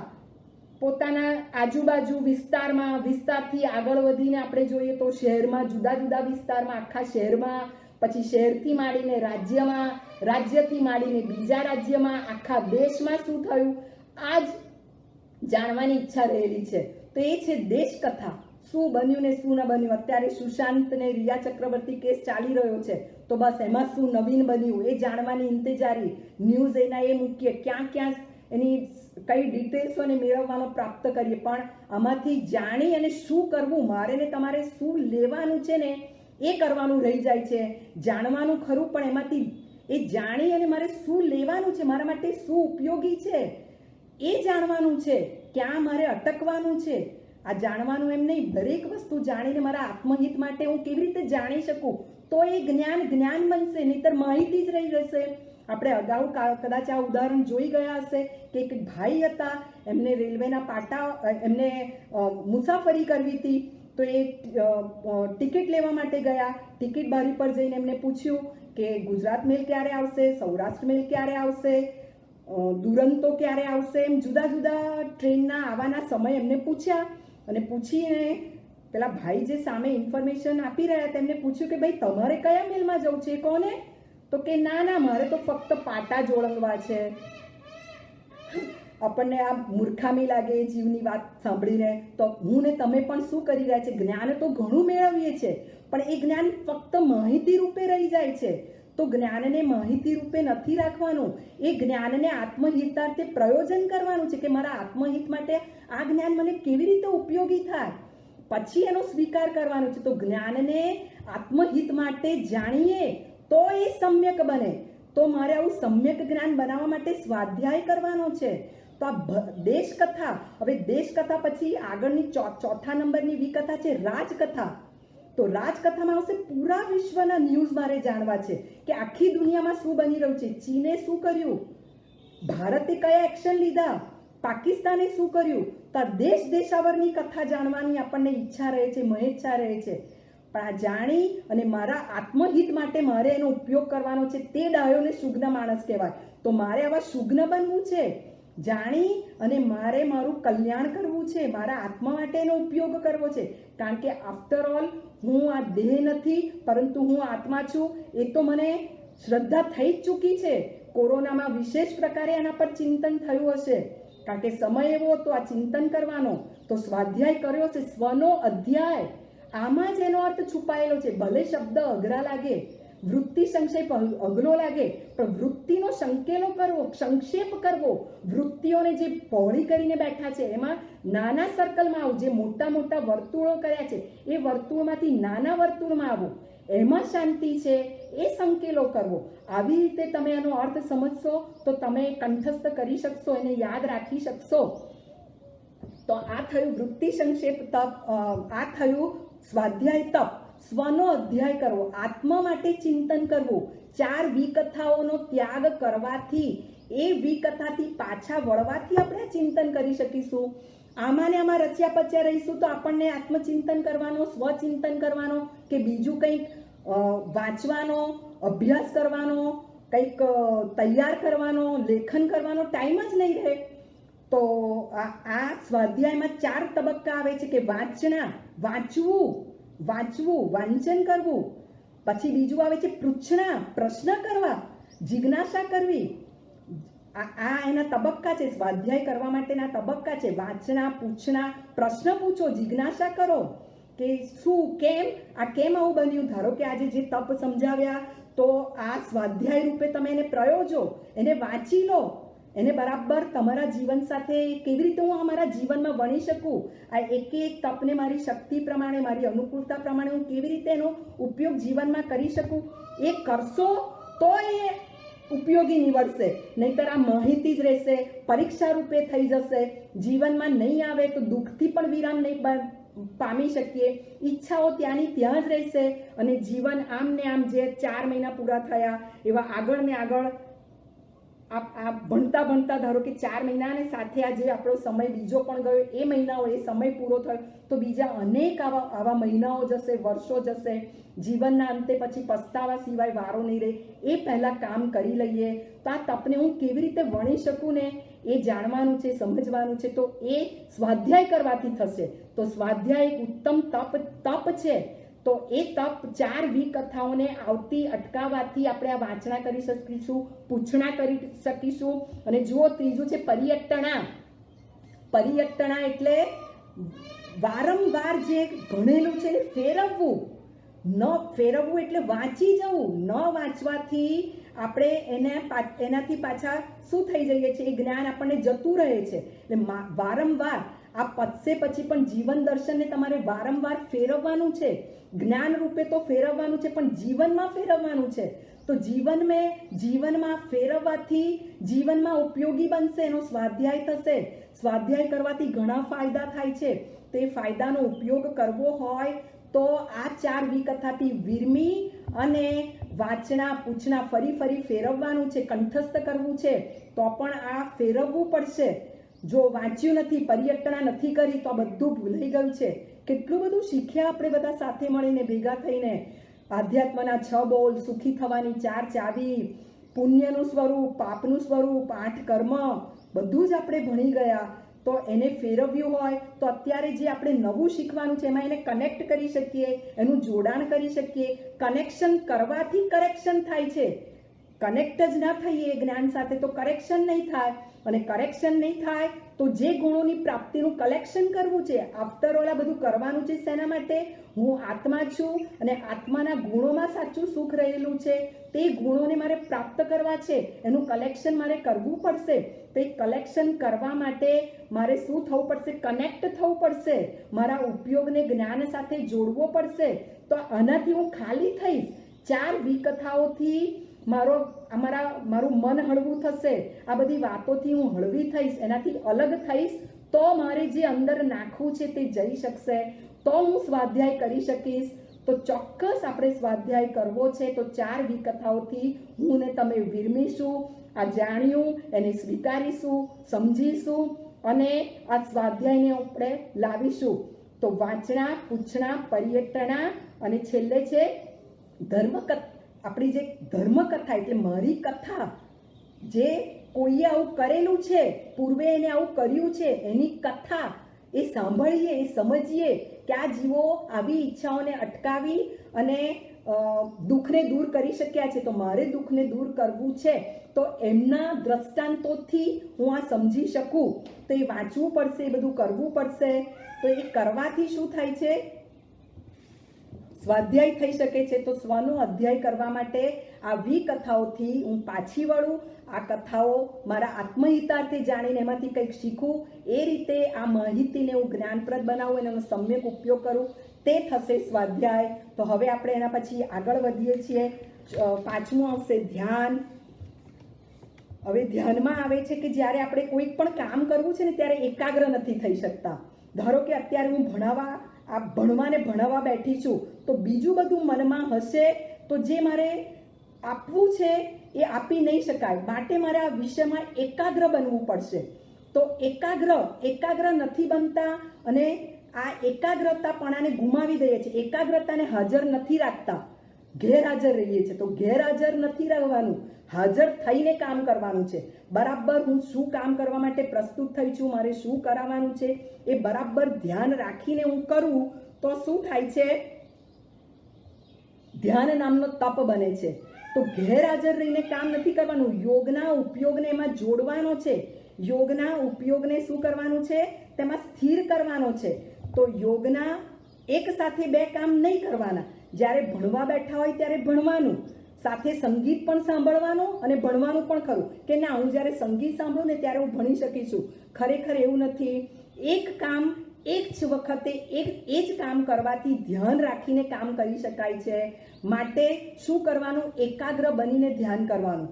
આપણે જોઈએ છે કે એક બગલો હોય છે તો પણ એકાગ્ર બની જાય છે. એક પગે એવી રીતે ઊભો રહે છે કે આપણને એવું લાગે કે ધ્યાન ધરીને બેઠો છે, તો એ બગલાનું ધ્યાન છે. એનો ધ્યેય શું છે જાણજો. એને ધ્યાન ધરીને માછલીને પકડવી છે.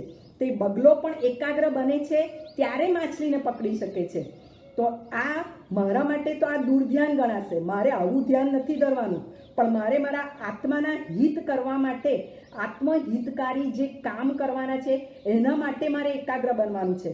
તો મારો હેતુ શુદ્ધ હોવો જોઈએ. આ ધ્યાન કરવા માટેનો મારો હેતુ શુદ્ધ હોય અને પછી મારે કાર્યની વિધિમાં પ્રયોજ આવવાનું છે. મને જોતરવાની છે, એમાં મારે આ કામ કરવાનું છે. તો કાર્ય હેતુ સફળ પડે ને, હેતુ સફળ થાય ને એ રીતે કરવાનું છે. તો ધ્યાન ધરીશું, પણ ધ્યાન પિક્ચર જોવામાં પણ ધ્યાન ધરીને બેઠા હોઈએ છીએ એકાગ્ર ચિત્તે કે કશું ન જાય. તો એ મારા આત્મહિત માટે ઉપયોગી છે કે નહીં? તો કશું ન થયું તો એ સમય બરબાદ જાય છે. તો એ ધ્યાનને મારે કેવી રીતે પ્રયોજવાનું કે જેથી મારું સ્વહિત થાય, સ્વકલ્યાણ થાય, એવી રીતે મારે ધ્યાન રાખીને કામ કરવાનું છે. આપણે જ્યારે યોગ કરીએ છીએ, ભક્તિ કરીએ છીએ, પ્રાણાયામ કરીએ છીએ, પ્રાર્થના કરીએ છીએ, તો પણ એ બધું પણ જે પણ કાર્ય કરીએ છીએ, ધારો કે અમે બહેનો રસોઈ કરીએ છીએ તો રસોઈનું કામ પણ કેવી રીતે કરવાનું છે? એકાગ્ર ચિત્તે. જુઓ, એમાં જ ધ્યાન રાખીને કરીશું ને તો આ કામ સુંદર રીતે આપણે કરી શકીશું. જે બનાવવું છે ને, જેવી રીતે બનાવવું છે ને એવું જ બનશે. તો આ થયું ધ્યાન. એકાગ્ર બની અને જે હેતુ છે, હેતુને સફળ બનાવે એ રીતે કામ કરવું, તેનું નામ છે ધ્યાન તપ. આપ સૌ ધ્યાન રાખીને સાંભળી રહ્યા છો તે માટે હું આપનો ખૂબ ખૂબ ઉપકાર માનું છું. ધ્યાન રાખીને કામ કરી રહ્યા છો, ધ્યાન રાખીને ભણી રહ્યા છો, ધ્યાન રાખીને જીવન જીવી રહ્યા છો. તો આવી જ હું શુભ ભાવના ભાવું છું કે આપણે સૌ આવું ધ્યાન રાખીને જ જીવન જીવીએ. ચોક્કસ આપણે આપણા દુઃખોને દૂર કરી શકીશું, દુઃખમાંથી મુક્તિ મેળવી શકીશું. જે સુખને, નિરંતર સુખને તમે ને હું પ્રાપ્ત કરવા ઈચ્છીએ છીએ તે ચોક્કસ પ્રાપ્ત કરી શકીશું. હવે આગળ વધીએ. છઠ્ઠો તપ છે, છઠ્ઠો આભ્યંતર તપ છે કાયોત્સર્ગ. કાયોત્સર્ગ તપ. તો કાયોત્સર્ગ તપમાં છે જે કાયાના યોગોની ચંચળતા છે, એ ચંચળતાની ઈચ્છાને અટકાવવાની છે. કાયાને જે યોગો છે, ધારો કે વિચારું છું કંઈ ને ત્યારે બોલવું છે કંઈ, અને બોલું છું કંઈક અને કરવું છે કંઈક, આ બધું થઈ જાય છે. કાયા ચંચળ છે, સ્થિર નથી રહી શકતી. આ બધું શેમાં આવે? આવી ઈચ્છાઓ જે થાય છે, કાયાના યોગોની ચંચળતાની ઈચ્છાને અટકાવી, તે છે કાયોત્સર્ગ તપ. તો કાયોત્સર્ગ તપમાં મન, વચન, કાયાને સ્થિર કરીને એકાગ્ર બનાવી અને એ યોગો દ્વારા આત્મહિત માટે પ્રયોજન કરવાનું છે. કોઈક આરાધના કરવાની છે, કોઈ પણ કામ કરવાનું છે, કોઈ પણ સાધના કરવાની છે. એ કઈ રીતે કરવાની છે? જે ચંચળતા રહેલી છે એ ચંચળતાને છોડવાની છે, અને છોડી અને પછી એમાંથી મુક્ત થઈ એક થાણે બેસીને મનથી પણ ખાલી, વચનથી પણ ખાલી, વિચારોથી કંઈ નહીં, એકમાત્ર મારું સ્વચિંતન, સ્વહિત માટે વિચાર કરવા. અને પછી મૌન, વચનથી પણ મૌન અને કાયાથી એક સ્થાને સ્થિર બેસીને આ કાયોત્સર કરી શકાય છે. ઘણા જીવો આવું ધ્યાનને કાયોત્સર કરીને પોતાના જીવનને જીવી ગયા છે. તેઓ તપસ્વી રૂપે પણ વિખ્યાત પ્રખ્યાત બન્યા છે. ધ્યાની, તપસ્વી, ત્યાગી તરીકે પણ એ ઓળખાયા છે. તો આવી ધ્યાન અને કાયોત્સર્ગની આવી આ જે તપ બતાવ્યું છે તે દ્વારા પણ હું ને તમે આત્મહિતનું કાર્ય કરી શકીએ છીએ. તો એ છે કાયોત્સર્ગ તપ, જેની જેટલી અનુકૂળતા હોય, 5 મિનિટ માટે, 10 મિનિટ માટે પણ આ ટ્રેન કરીએ કે એક સ્થાને બેસીને મૌનથી પણ સ્થિર, વચનથી પણ સ્થિર ને કાયાથી સ્થિર, 1 મિનિટ માટે પણ તમે બેસો, એટલો બધો આનંદ આવશે અને સહજિક રીતે આ તપ પણ બની જશે અને હળવાશનો એક અનુભવ થશે. તો હળવાશ જોઈએ છે, આત્મસ્થિરતા જોઈએ છે, તો આ તપ કરવો જરૂરી બને છે. તો કાયાથી મન, વચન, કાયાની એકાગ્રતા લાવીને ધ્યાનપૂર્વક કાયોત્સર્ગ તપ કરવાનો છે. જાણ્યા 6 બાહ્ય અને 6 અભ્યંતર તપ. હું માનું છું કે આ જે ભણાવવામાં આવ્યું છે એ ભણી અને તમે થોડુંક વાંચન પણ અંદરથી કરશો અને પછી આપણે તમે જે તમારા જે કંઈક પ્રશ્નો હોય આ તપ વિશે તો તમે ચોક્કસ મને મેસેજ કરી અને એ તમે એ પ્રશ્નોનો જવાબ મેળવી અને તમારું સમાધાન મેળવી શકો છો. હું ચોક્કસ મારી સમજણ પ્રમાણે એ પ્રશ્નનો જવાબ આપવાની હું કોશિશ કરીશ, પ્રયત્ન કરીશ અને સમાધાન આપવાનું પુરુષાર્થ કરીશ. હવે આપણે એના તપના ફાયદા પણ સમજી લઈએ. તમે જુઓ છો કે જ્યાં તપસ્વી જાય છે ત્યાં તપસ્વીનો જય જયકાર બોલાય છે.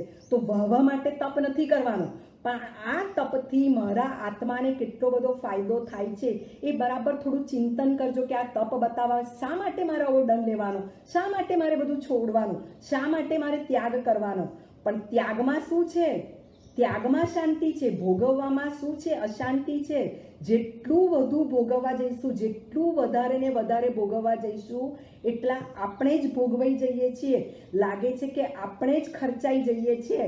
એટલે આપણી શક્તિઓનો હાર્સ થાય છે. જ્યાં શક્તિઓને પ્રયોજવી છે તે શક્તિઓ હવે રહેતી નથી. ભોગવવામાં એટલી શક્તિઓ વપરાઈ જાય છે કે જે કંઈ કરવું છે એમાં એ શક્તિઓનું પ્રયોજન થઈ શકતું નથી. માટે બિનજરૂરી શક્તિઓ જે વપરાય છે ત્યાંથી અટકીએ અને જ્યાં જરૂરી, જે મને કામમાં લાગવાની છે, જે મારી સાથે આ કામ કરવાથી જે મારી સાથે આવવાવાળું છે એમાં પ્રયોજવું તો મારું કામ થશે. તો આ તપ દ્વારા જ હું મારી આવતી ઈચ્છાઓને અટકાવું, ત્યાગ કરું. જોયું આ સમયમાં આપણે કેટલું બધું નથી કર્યું તો આપણી શક્તિઓ એકત્રિત થઈ છે. હવે આ શક્તિઓને મારે પ્રયોજવાની છે. કેટલું બધું જે હું ને તમે નહોતા કરી શકતા એ કરી શકતા થયા છીએ. તો આ કરવું હોય તો બિનજરૂરીથી અટકવાનું છે. જે જરૂરી છે, જે મારા જીવન માટે જરૂરી છે એ માટે જ મારે મારા મન, વચન, કાયા, મારી 5 ઇન્દ્રિય, મારા શરીરનો ઉપયોગ એ માટે જ મારે હવે કરવો છે. તો જે બિનજરૂરી છે એ બિનજરૂરીથી અટકવાનું છે. મારી ઈચ્છાઓ તો રહેશે જ, મારી ઈચ્છાઓ છે, ઈચ્છાઓ થવાની. મારી ઇન્દ્રિયો છે એટલે વિષય ઈચ્છા રહેવાની, પણ ઈચ્છાઓને અટકાવવાની છે. આ મહત્વ સમજવાથી હું મને સમજાવીશ તો જ હું અટકી શકીશ, નહીતર ભોગવવાનું જ મન થશે. તો આનાથી હું હળવી બનું, સરળતા, આત્મવિશ્વાસ અને જુઓ સહનશીલતાનો એક બરાબર મહત્વનો ગુણ આમાં જોઈશે. કારણ કે બહુ જ સહન કરવું પડશે, વૈયાવચ કરવી છે, કોઈકને કંઈક, કોઈના માટે કંઈક કરી છૂટવું છે, આપવું છે. આદર્શ અમદાવાદના સંસ્થાપક ભરતભાઈને કંઈક કરવું હતું તો તેમને કેટલું બધું કરવું પડ્યું, ઘસાઈ છૂટવું પડ્યું. તો શરીરને ઘસાવવું પડશે, કાયાને કષ્ટ આપવું પડશે, પરંતુ ફાયદો કોને છે? જે કરે છે એને ફાયદો થાય છે. આ વાવવાનો સમય છે, વાવીશું તો ઉગશે. જુઓ આ ચોમાસું ચાલી રહ્યું છે, ખેડૂતોએ વાવ્યું તું તો એ ઉગાડી શક્યા છે, તો એ વાવણી કરી શક્યા છે. તો ઈચ્છાઓને અટકાવીશું, એ ઈચ્છાઓને દબાવીશું તો એ વવાશે ને વવાશે.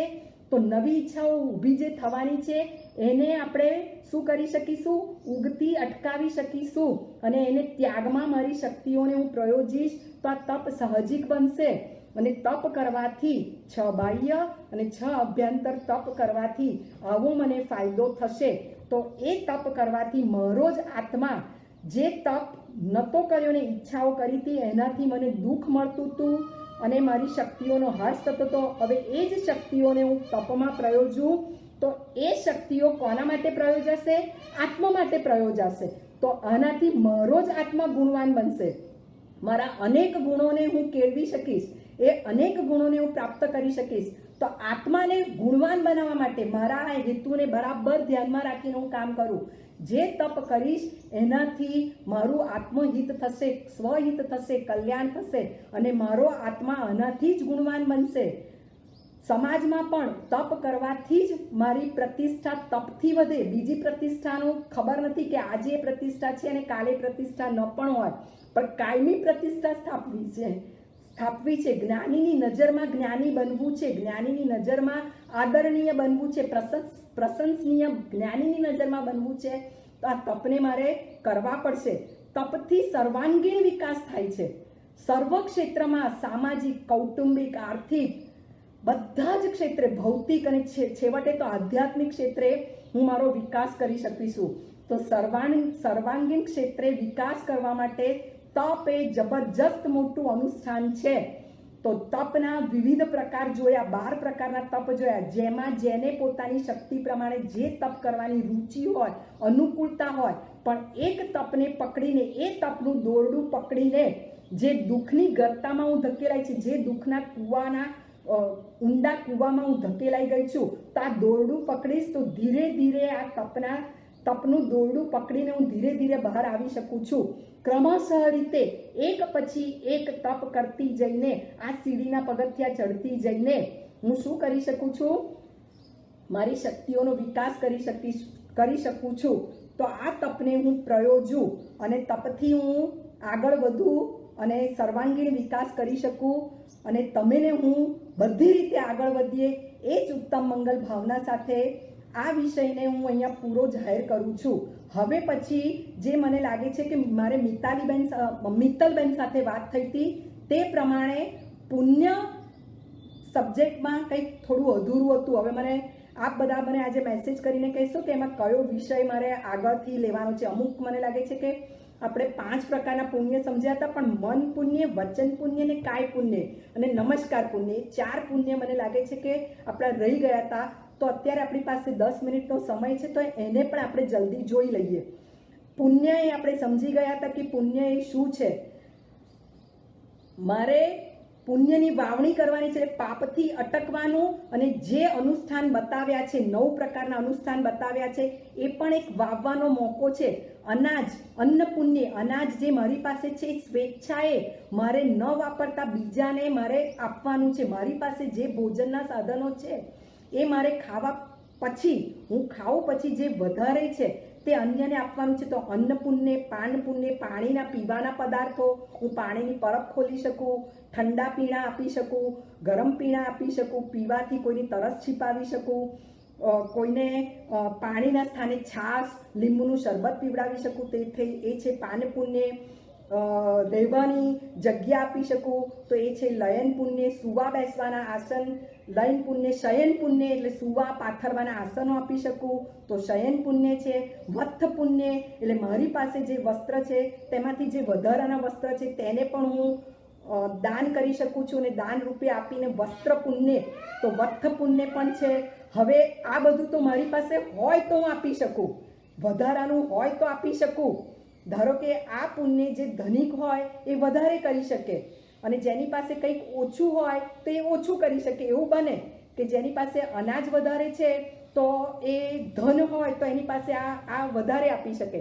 પણ મન પુણ્ય, વચન પુણ્ય, કાય પુણ્ય ને નમસ્કાર પુણ્ય એવા પુણ્ય છે કે દરેક જીવ કરી શકે છે. દરેક જીવ પાસે આ તો ઉપલબ્ધ જ છે. મારી પાસે મારું મન છે જ, મારી પાસે મારા વચનો છે જ, અને મારી પાસે મારી કાયા છે જ. તો અત્યારે મારી પાસે ઉપલબ્ધ છે જ. તો એવું હું પુણ્ય કરી શકું છું. મનથી સારા વિચારો કરવા, મનથી શુભ ભાવ કરવા. અત્યારે સર્વ જીવો અશાંતતાને પામી રહ્યા છે. ઘણા જીવો કોરોનાગ્રસ્ત છે.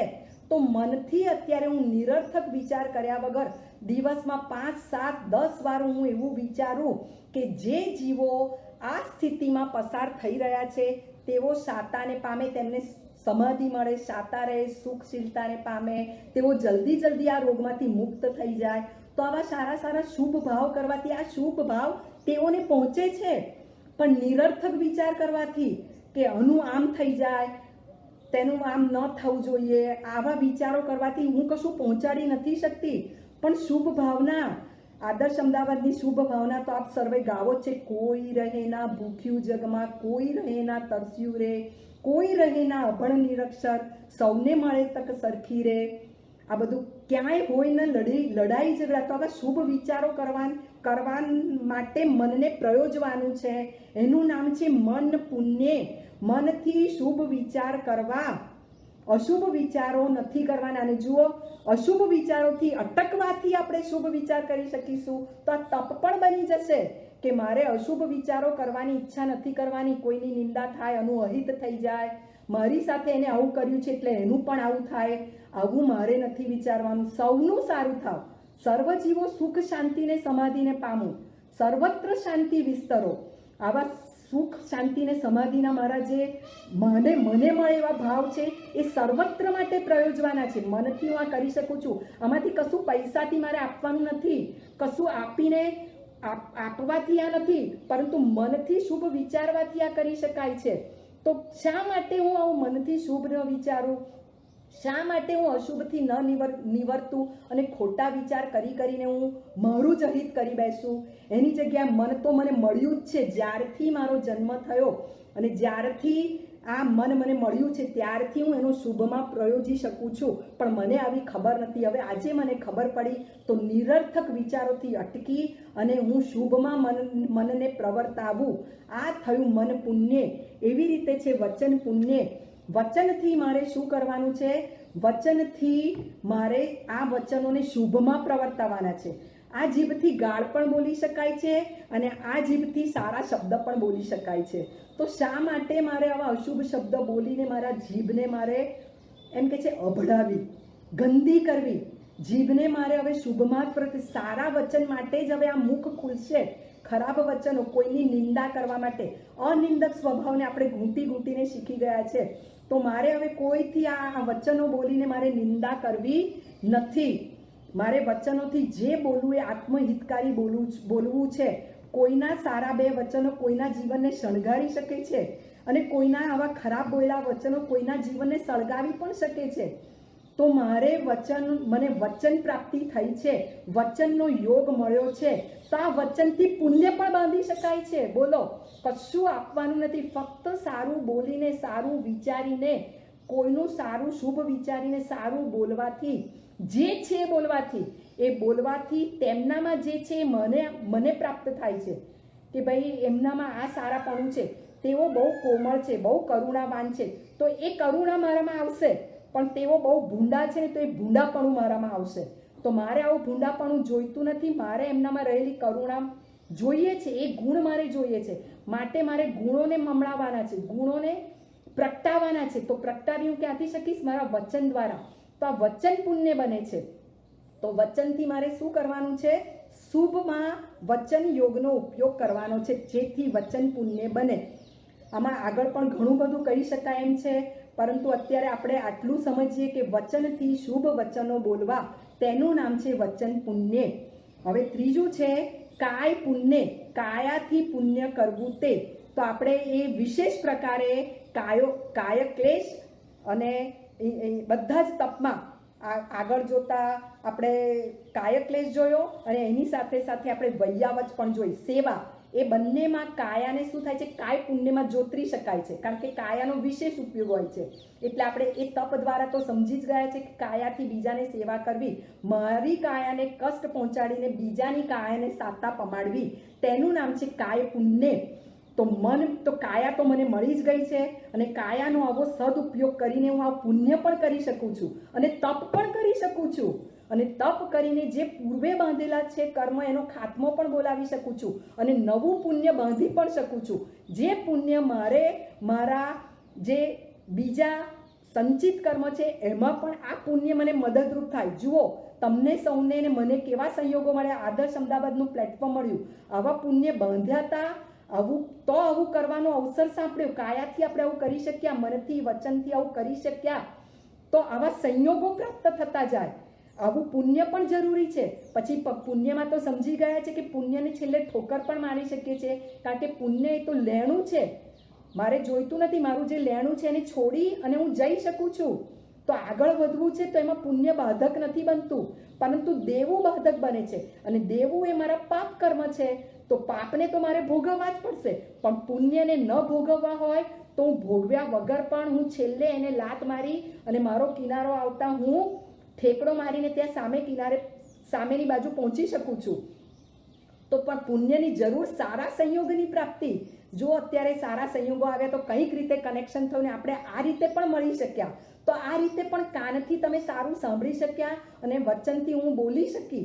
તો આ મોકો કઈ રીતે મળ્યો? આ સંયોગો કેવી રીતે મળ્યા? તો આવા પ્રકારના પુણ્ય પહેલે મેં ને તમે પૂર્વે કર્યા છે, પણ હજુ પણ વધારે આ સમજીને પુણ્યનો આવો ઉપયોગ કરીને હજી પણ મન પુણ્ય, વચન પુણ્ય ને કાય પુણ્ય આ પુણ્યને આપણે શું કરી શકીએ છીએ?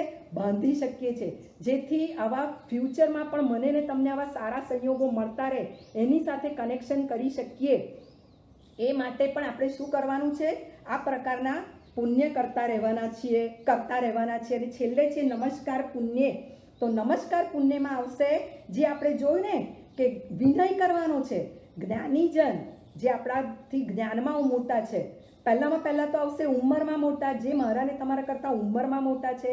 પછી આવશે જ્ઞાનમાં મોટા, બુદ્ધિમાં મોટા, પછી આવશે અનુભવમાં જે મોટા છે, અને પછી આવશે જે ગુણમાં મોટા છે. એ બધાને આપણે શું કરવાના છે? નમસ્કાર કરવાના છે, વંદન કરવાના છે કે આપ અમારા ઉપકારી છો, આપે મને આવું શીખવાડ્યું, આપે મને આવો માર્ગ બતાવ્યો, આપે આ મને આપ પાસેથી હું આ શીખી, એમ કરીને એમનો વિનય કરવાનો છે. એટલે નમસ્કારમાં પણ શું છે? અકર્તૃત્વ ભાવ છે, લાઘવતા છે, મૃદુતા છે, સત્ય છે, કરુણા છે, બધા જ ગુણો આમાં સમાઈ જાય છે. લાઘવ બનવાથી આપણે નમસ્કાર કરી શકીશું, કોઈને નમી શકીશું. તો જ્યાં નમવા જેવું છે, જ્યાં આપણને દેખાય કે આ મારામાં નથી અને સામેની વ્યક્તિમાં છે, તો મારે શું કરવાનું છે? સામેની વ્યક્તિને નમસ્કાર કરવાના છે. એટલે વિનય તપથી પણ આપણે આ સમજી ગયા છે. તો વિનય કરીને પણ મારે શું કરવાનું છે? નમસ્કાર પુણ્યને પ્રાપ્ત કરવાનું છે. તો તપથી પણ પુણ્ય બંધાય છે. જુઓ, એટલે તપથી પૂર્વ સંચિત કરેલા, આપણે આનું જોડાણ કરીએ ને તો તપ શેના માટે કરવાના છે? પૂર્વ સંચિત કરેલા, પહેલા કરેલા કર્મોનો ખાત્મો બોલાવવા માટે તપ કરવાના છે. અને આ પુણ્યથી શું થાય છે કે જે મારા અશુભ કર્મ છે, ખોટા કરેલા કર્મ છે, એ કર્મને શું થાય છે? હું રોકી શકું છું અને નવા શુભ કર્મને બાંધી શકું છું. તો નવા શુભ કર્મને બાંધવા માટેનો ઉપાય છે મન પુણ્ય, વચન પુણ્ય, કાય પુણ્ય. એમાં મારે નથી જોઈતું ધનની કોઈ આવશ્યકતા નથી, પણ મને જે પ્રાય કરીને, મને જે મારા પુણ્યથી જ મળ્યા છે, મારા મન કરવા, વિચારો કરવા માટેનું સાધન મળ્યું છે, વાણીથી બોલવા માટેનું જે સાધન મળ્યું છે, અને કાયાથી કોઈ પણ પ્રવૃત્તિ કરવા માટેનું સાધન મળ્યું છે, તેને જ મારે વાપરી અને શું કરવાનું છે? એને વાપરી અને પુણ્ય બાંધવાનું છે. અને આ પુણ્ય મારે શેના માટે બાંધવાનું છે? એ હેતુ પણ શુદ્ધ રાખજો. આ પુણ્ય મારે એટલા માટે વાપરવાનું છે કે હવે પછી મારે જે સફર કરવી છે, કર્મ રહિત બનવું છે, તો એ માટે કર્મ રહિત બનવા માટે આગળ પણ મને કનેક્શન કરાવનાર સંયોગો પ્રાપ્ત થઈ શકે, એ મારો હેતુ છે. એ હેતુ માટે મારે આવા પુણ્ય બાંધવા છે. અને જે વાપરી રહી છું અત્યારે, જે કરી રહી છું, અશુભમાં પણ ઘણું પ્રવર્તાય છે, કરીએ છીએ આપણે, ત્યારે પણ મારા પુણ્યનો ખાત્મો બોલી જાય છે. એ પાણીની ચકલી ચાલુ જ છે, પુણ્યની ચકલી ચાલુ જ છે, પણ પુણ્ય વહી જ રહ્યું છે, ત્યારે નવા પુણ્યને પણ બાંધવાની એટલી જ મારી જવાબદારી રહે છે. તો એ માટે પણ મારે પુણ્યને બાંધવું છે. તો આ થયો પુણ્યને 9 પ્રકારના પુણ્યમાં મન પુણ્ય, વચન પુણ્ય, કાય પુણ્ય અને નમસ્કાર પુણ્યને બાંધવાનો એક રસ્તો, નવી ટેકનિક. તો આ ટેકનિક શીખીને આપણે, હું ને તમે જીવનને ઉન્નતિના માર્ગે, ઉત્તમ માર્ગ એક જ છે, પૂર્ણ સુખી થવાનો માર્ગ, નિરંતર સુખનો માર્ગ. નહીંતર સુખ તો હું ને તમે ઇન્દ્રિય દ્વારા અનુભવીશું, પણ એ તો જાણી જ ગયા છે, તે નિરંતર સુખ નહીં મળે, સ્થાયી સુખ નથી, અસ્થિર સુખ છે. અને અસ્થિર સુખ મને ક્યારેય સુખી ન કરી શકે, કારણ કે આજે સુખ તો કાલે દુઃખમાં જ પલટાવા વાળું છે. અને સુખ મેળવવા માટે જે મારા સર્વ પુરુષાર્થ હું કરું છું, તે માટે બાંધેલા કર્મને પણ મારે ભોગવવા જ પડશે, તો એ પણ દુઃખદાયક બને છે. માટે આવું બધું ન જોઈતું હોય, જીવનને આનંદિત, પ્રફુલ્લિત, હસતું, ખીલતું, રમતું માણવું હોય, તો આ 12 પ્રકારના તપને હું ને તમે જીવનમાં વણી લઈએ અને પ્રસન્નતાભર્યું, હસતું ખીલતું જીવન જીવીએ. એ જ ઉત્તમ મંગલ ભાવના. બોલવામાં કોઈ પણ અવિનય, અશાતના, અભક્તિ, અપરાધ કોઈ પણ જીવનો થયો હોય તો ક્ષમ્ય ગણજો. અને સૌને હું નમસ્કાર કરું છું. આપનો દિવસ ખૂબ સાતાકારી, શુભકારી રહે અને આપ જીવનમાં ખૂબ આગળ વધો. એ જ ઉત્તમ મંગલ